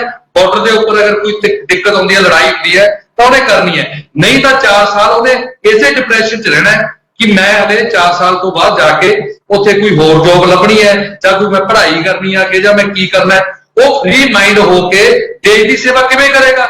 ਮੈਂ ਤਾਂ ਇਸ ਗੱਲ ਨੂੰ ਲੈ ਕੇ ਇਸੇ ਗੱਲ ਨੂੰ ਲੈ ਕੇ ਕਹਿ ਰਿਹਾ ਸੀ ਕਿ ਇਹ ਜਿਹੜਾ ਪ੍ਰੈਸ਼ਰ ਹੈ, ਇੱਕ ਫੌਜੀ ਦੇ ਉੱਪਰ, ਇੱਕ ਆਰਮੀ ਵਾਲੇ ਦੇ ਵਿੱਚ, ਜਿਹਨੇ ਬਾਰਡਰ ਦੇ ਉੱਪਰ ਜੰਗ ਲੜਨੀ ਹੈ, ਜਿਹਨੇ ਬਾਰਡਰ ਦੇ ਉੱਪਰ ਆਪਣੇ ਚੀਨ ਦੀ ਫੌਜ, ਪਾਕਿਸਤਾਨ ਦੀ ਫੌਜ, ਜਿਨ੍ਹਾਂ ਨੇ ਬਾਹਰੋਂ ਹਮਲੇ ਕਰਨੇ, ਉਹਨਾਂ ਦੇ ਨਾਲ ਲੜਾਈ ਲੜਨੀ ਹੈ, ਉਹ ਇੱਕ ਇਸ ਪ੍ਰੈਸ਼ਰ ਦੇ ਵਿੱਚ ਕਿਸ ਤਰ੍ਹਾਂ ਉੱਥੇ ਜੌਬ ਕਰੇਗਾ, ਕਿਸ ਤਰ੍ਹਾਂ ਆਪਣੀ ਡਿਊਟੀ ਕਰੇਗਾ ਕਿ ਮੈਂ 4 ਸਾਲ ਬਾਅਦ ਜਾਣਾ। ਮਠਾਰੂ ਸਾਹਿਬ, ਜਿਹੜੀ ਗੱਲ ਤੁਸੀਂ ਕਹਿ ਰਹੇ ਹੋ, ਇਹ ਗੱਲ ਆਪਾਂ ਬਾਰ-ਬਾਰ ਹੀ ਉਠਾ ਰਹੇ ਹਾਂ। ਸ਼ੁਰੂ ਦੇ ਵਿੱਚ ਇੱਕ ਗੱਲ ਕਹੀ ਸੀ ਚੰਨੀ ਸਾਹਿਬ ਨੇ ਕਿ ਜੀ 45% ਜਿਹੜਾ ਹੈ ਨੰਬਰ ਲੈ ਕੇ ਕੌਣ ਇੰਨੀ ਨੌਕਰੀ ਦਿੰਦਾ ਹੈ। ਐਸੀ ਗੱਲ ਨਹੀਂ ਚੰਨੀ ਸਾਹਿਬ, ਬਹੁਤ ਸਾਰੇ ਜਿਹੜੇ ਲੋਕ ਚੰਗੇ ਨੰਬਰਾਂ ਵਾਲੇ ਵੀ 10ਵੀਂ ਚੋਂ ਔਰ ਫਿਜ਼ੀਕਲੀ ਫਿੱਟ ਟ੍ਰੇਨਿੰਗ ਲੈ ਰਹੇ ਨੇ। ਜਿਹੜੇ ਬੰਦੇ ਨੇ ਜਿਹੜੇ ਸੁਸਾਈਡ ਕੀਤਾ ਨਾ, ਉਹ ਟ੍ਰੇਨਿੰਗ ਲੈ ਰਿਹਾ ਸੀ, ਸਚਨ ਨਾਂ ਦਾ ਮੁੰਡਾ, ਕਿ ਮੈਂ ਫੌਜ 'ਚ ਭਰਤੀ ਹੋਣਾ, ਕਿਉਂਕਿ 2 ਸਾਲ ਨਹੀਂ ਹੋਇਆ। ਇਸੇ ਕਰਕੇ ਆ ਜਿਹੜੇ ਕਾਫੀ ਬੰਦੇ ਜਿਹੜੇ, ਜੇ ਤੁਸੀਂ ਸੁਣੋ ਮੀਡੀਆ 'ਚ ਇਹਨਾਂ ਦੇ ਵਾਈਟਸ ਆ ਰਹੀਆਂ ਨੇ ਕਿ ਅਸੀਂ ਇੰਨੇ ਚਿਰ ਤੋਂ ਫੌਜ 'ਚ ਭਰਤੀ ਹੋਣ ਦੀ ਸੋਚ ਰਹੇ ਸੀ, ਪਰ ਸਾਨੂੰ ਜਿਹੜਾ ਹੈ ਮੌਕਾ 4 ਸਾਲ ਦਾ ਮਿਲੂਗਾ। ਆਖਰੀ ਟਿੱਪਣੀ ਹੈ ਸ਼ਸ਼ੀਵੀਰ ਸ਼ਰਮਾ, ਜੇ ਤੁਹਾਡੀ ਆਵਾਜ਼ ਠੀਕ ਹੈ ਤਾਂ ਤੁਸੀਂ ਆਪਣੀ ਗੱਲ ਕਹੋ, ਨਹੀਂ ਫਿਰ ਮੈਂ ਵਾਈਡ ਅਪ ਕਰੂੰ। ਜੀ, ਬੇਸਿਕਲੀ ਜਿਹੜੀ ਸਕੀਮ ਹੈ, ਸਕੀਮ ਦੇ ਵਿੱਚ ਦੋ ਚੀਜ਼ਾਂ ਸਾਫ਼-ਸਾਫ਼ ਸਾਹਮਣੇ ਦੇਖੀਆਂ ਜੋ ਬੀਜੇਪੀ ਦਾ ਹਿਡਨ ਏਜੰਡਾ ਵੀ ਹੈ। ਪਹਿਲਾ, ਇੱਕ ਤਾਂ ਇਸ ਚੀਜ਼ ਨੂੰ ਪ੍ਰਾਈਵੇਟਾਈਜੇਸ਼ਨ ਜਾਂ ਕੰਟਰੈਕਚੁਅਲ ਬੇਸ ਕਨਵਰਟ ਕਰਨਾ, ਤਾਂ ਕਿ ਕਿਸੇ ਵੀ ਤਰੀਕੇ ਇਹ ਜਿਹੜਾ ਰੱਖਿਆ ਦਾ ਬਜਟ ਹੈ ਉਹ ਘਟਾਇਆ ਜਾ ਸਕੇ। ਦੂਸਰਾ, ਇਸ ਸਿਕਿਉਰਿਟੀ ਦੇ ਇਸ਼ੂ ਦੇ ਵਿੱਚ ਜਿਹੜੇ ਬੱਚੇ ਜਾਂ ਜਿਹੜੇ ਨੌਜਵਾਨ ਉੱਥੇ ਅਪਾਇੰਟ ਹੋਣਗੇ, ਉਹਨਾਂ ਦੇ ਖੁਦ ਦੇ ਕੋਲ ਕਿਸੇ ਵੀ ਤਰੀਕੇ ਦੀ ਸੈਂਸ ਆਫ ਸਿਕਿਉਰਿਟੀ ਨਹੀਂ ਹੋਏਗੀ, ਜਿਹੜੀ ਕਿ ਆਲਰੇਡੀ ਅਕਾਲੀ ਦਲ ਦੇ ਪ੍ਰਵਕਤਾ ਦੱਸ ਕੇ ਹਟੇ ਨੇ। ਤੁਸੀਂ ਦੇਖਣ ਵਾਲੀ ਗੱਲ ਹੈ, 4 ਸਾਲ ਬਸ ਉਹ ਜੌਬ ਕੱਟਾ ਨਹੀਂ ਜਾਏਗਾ, ਜੌਬ ਕੰਪਲੀਟ ਕਰਨ ਵਾਲੇ ਪਾਸੇ ਸੋਚੇਗਾ, ਉਸ ਤੋਂ ਬਾਅਦ ਉਹਨੂੰ ਆਪਦੀਆਂ ਟੈਨਸ਼ਨਾਂ ਪੈ ਜਾਏਗੀਆਂ। ਸੋ ਮੈਂ ਸੋਚਦਾ ਇਹਨੂੰ ਦੁਬਾਰਾ ਵਿਚਾਰਨ ਦੀ ਲੋੜ ਹੈ।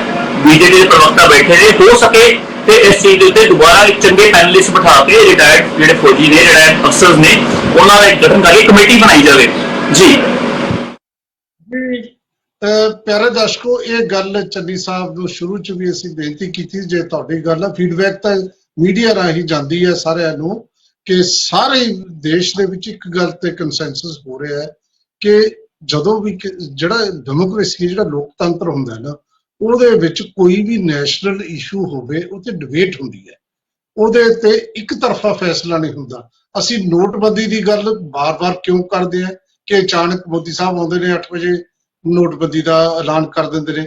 ਇਸ ਤਰ੍ਹਾਂ ਹੀ ਐਲਾਨ ਜਿਹੜਾ ਉਹਦਾ ਹੋਇਆ, ਜਿਹੜਾ ਕਾਨੂੰਨਾਂ ਦਾ, ਖੇਤੀ ਕਾਨੂੰਨਾਂ ਦਾ, ਤੇ ਫਿਰ ਜਿਹੜੇ ਬੰਦੇ ਖੇਤੀ ਕਾਨੂੰਨ ਸਮੇਤ ਐਗਰੀਕਲਚਰ ਮਿਨਿਸਟਰ ਲੱਗਿਆ ਹੋਇਆ ਸੀ ਇਹ ਉਹਨਾਂ ਨੂੰ ਜਸਟੀਫਾਈ ਕਰਨ, ਉਹ ਇੱਕ ਪਾਸੇ ਰਹਿ ਗਿਆ ਤੇ ਮੋਦੀ ਸਾਹਿਬ ਆਉਂਦੇ ਨੇ ਤੇ ਗੁਰੂ ਨਾਨਕ ਸਾਹਿਬ ਦੇ ਪ੍ਰਕਾਸ਼ ਉਤਸਵ ਉੱਤੇ ਆ ਕੇ ਉਹ ਐਲਾਨ ਕਰ ਦਿੰਦੇ ਨੇ ਖੇਤੀ ਕਾਨੂੰਨ ਵਾਪਸ ਲਏ। ਸੋ ਇਹ ਜਿਹੜਾ ਹੋਣਾ ਤਾਂ ਡਿਬੇਟ ਚਾਹੀਦੀ ਸੀ ਕਿ ਬੈਠ ਕੇ, ਜੇ ਆਪਾਂ ਮੰਨ ਲਈਏ ਚੰਨੀ ਸਾਹਿਬ ਦੀ ਜਾਂ ਹੋਰ ਜਿਹੜੇ ਅੱਜ ਮੀਡੀਆ 'ਚ ਆ ਰਹੇ ਨੇ, ਪ੍ਰਤੀਨਿਧ ਬੋਲ ਰਹੇ ਨੇ ਭਾਰਤੀ ਜਨਤਾ ਪਾਰਟੀ ਦੇ, ਉਹਨਾਂ ਦੀ ਗੱਲ ਆਪਾਂ ਸੱਚ ਵੀ ਮੰਨ ਲਈਏ ਕਿ ਕਮੇਟੀ ਦੇ ਬੜੇ ਸੋਚ ਸਮਝ ਕੇ, ਜੇ ਸੋਚ ਸਮਝ ਕੇ ਫੈਸਲਾ ਕੀਤਾ ਹੁੰਦਾ ਤਾਂ ਇੱਕ ਦਿਨ ਦੇ ਵਿੱਚ ਇਹ ਪ੍ਰੋਟੈਸਟ ਦੇਖ ਕੇ ਤਾਂ ਏਜ ਲਿਮਟ ਜਿਹੜੀ ਹੈ, ਅਪਰ ਏਜ ਲਿਮਟ 2 ਸਾਲ ਦੀ ਰਿਲੈਕਸੇਸ਼ਨ ਨਾ ਮਿਲਦੀ। ਇਹਦਾ ਮਤਲਬ ਸਾਰੇ ਪੱਖਾਂ ਤੋਂ ਨਹੀਂ ਵਿਚਾਰਿਆ ਗਿਆ, ਇਹ ਵਿਚਾਰਨਾ ਚਾਹੀਦਾ ਸੀ। ਜਿਵੇਂ ਆਪਾਂ ਕਹਿੰਦੇ ਸਟੇਕ ਹੋਲਡਰਸ ਨਾਲ ਗੱਲ ਕਰਨੀ ਚਾਹੀਦੀ ਸੀ, ਤੇ ਸਟੇਕ ਹੋਲਡਰ ਤਾਂ ਨੌਜਵਾਨ ਨੇ ਜਿਨ੍ਹਾਂ ਨੇ ਫੌਜ 'ਚ ਜਾਣਾ, ਉਹਨਾਂ ਨਾਲ ਕੋਈ ਗੱਲ ਨਹੀਂ ਹੋਈ। ਆਸ ਕਰੀਏ ਆਪਾਂ ਕਿ ਦੇਸ਼ ਦੇ ਵਿੱਚ ਸ਼ਾਂਤੀ ਦਾ ਮਾਹੌਲ ਬਣਿਆ ਰਹੇ, ਇਹ ਵੀ ਅਰਦਾਸ ਕਰੀਏ ਔਰ ਇਹ ਅਪੀਲ ਕਰੀਏ ਨੌਜਵਾਨਾਂ ਨੂੰ, ਤੁਸੀਂ ਆਪਣਾ ਪ੍ਰੋਟੈਸਟ ਜਿਹੜਾ ਹੈ ਉਹ ਰਜਿਸਟਰ ਕਰਾਓ, ਲੇਕਿਨ ਇਹ ਜਿਹੜਾ ਹਿੰਸਾ ਦਾ ਰਾਹ ਨਹੀਂ। ਜਿਹਨੇ ਫੌਜ 'ਚ ਜਾਣਾ ਹੈ ਘੱਟੋ ਘੱਟ ਉਹਦੇ ਤੋਂ ਅਨੁਸ਼ਾਸਨ ਦੀ ਆਸ ਰੱਖੀ ਜਾ ਸਕਦੀ ਹੈ। ਹਾਂ, ਹੁਣ ਜਿਹੜਾ ਇੱਕ ਹੋਰ ਦੌਰ ਚੱਲੂਗਾ, ਤੁਸੀਂ ਦੇਖ ਲਓ 1-2 ਦਿਨਾਂ ਦੇ ਵਿੱਚ ਕਹਿਣਗੇ ਵੀ ਇਹਨੂੰ ਆਪੋਜੀਸ਼ਨ ਕਰਾ ਰਹੀ ਹੈ, ਇਹ ਵੀ ਚੱਲੂਗਾ। ਤਾਂ ਇਹ ਜਿਹੜਾ ਕੁਝ ਚੱਲਦਾ ਇਹ ਕੋਈ ਜ਼ਿਆਦਾ ਚੰਗਾ ਨਹੀਂ ਹੈ ਦੇਸ਼ ਦੇ ਲਈ, ਦੇਸ਼ ਦੇ ਹਿੱਤਾਂ ਲਈ। ਇਹਨੂੰ ਮੁੜ ਵਿਚਾਰਿਆ ਜਾ ਸਕਦਾ ਤੇ ਬਾਕੀ ਜਿਹੜਾ ਹੈ ਸਮਾਂ ਦੱਸੂਗਾ ਕਿ ਫੈਸਲਾ ਠੀਕ ਸੀ ਜਾਂ ਗਲਤ ਸੀ। SS ਚੰਨੀ ਸਾਹਿਬ, ਸਹਿਜਪਾਲ ਸਿੰਘ ਬਰਾੜ ਸਾਹਿਬ, शशिवीर शर्मा जी और KS मठारू साहब, तुसी आए तो तुसी अपनी गल रखी, थोड़ा बहुत बहुत धन्यवाद। प्यारे दर्शकों, हमेशा वांग तुहाडा धन्यवाद करदा और ये भी दसदा कि तुसी अज सब दी गल्लां सुनियां ते तुसी अपने विचार बनाओ। हो सकदा है जिहड़ी गल चन्नी साहब ने शुरू च कीती है वही ठीक होवे, ये तुहाडा भी विचार जिहड़ा ओपीनियन बनेगा सत्ता च लैके जाओ, चर्चा करो, ये लोकतंत्र है, इहदे च ओपीनियन बनाउणा बहुत जरूरी है, जागरूक होना बहुत जरूरी होंगे। तो मैनूं आस है तुसी होवोगे। तो कल सवेरे आपां 8:40 खबर ते नज़र रजिंदर वालिया शो च मिलना है, ते कल शाम नूं 5:30 बजे चर्चा प्रोग्राम च फिर मिलांगे। बहुत बहुत शुक्रिया। चर्चा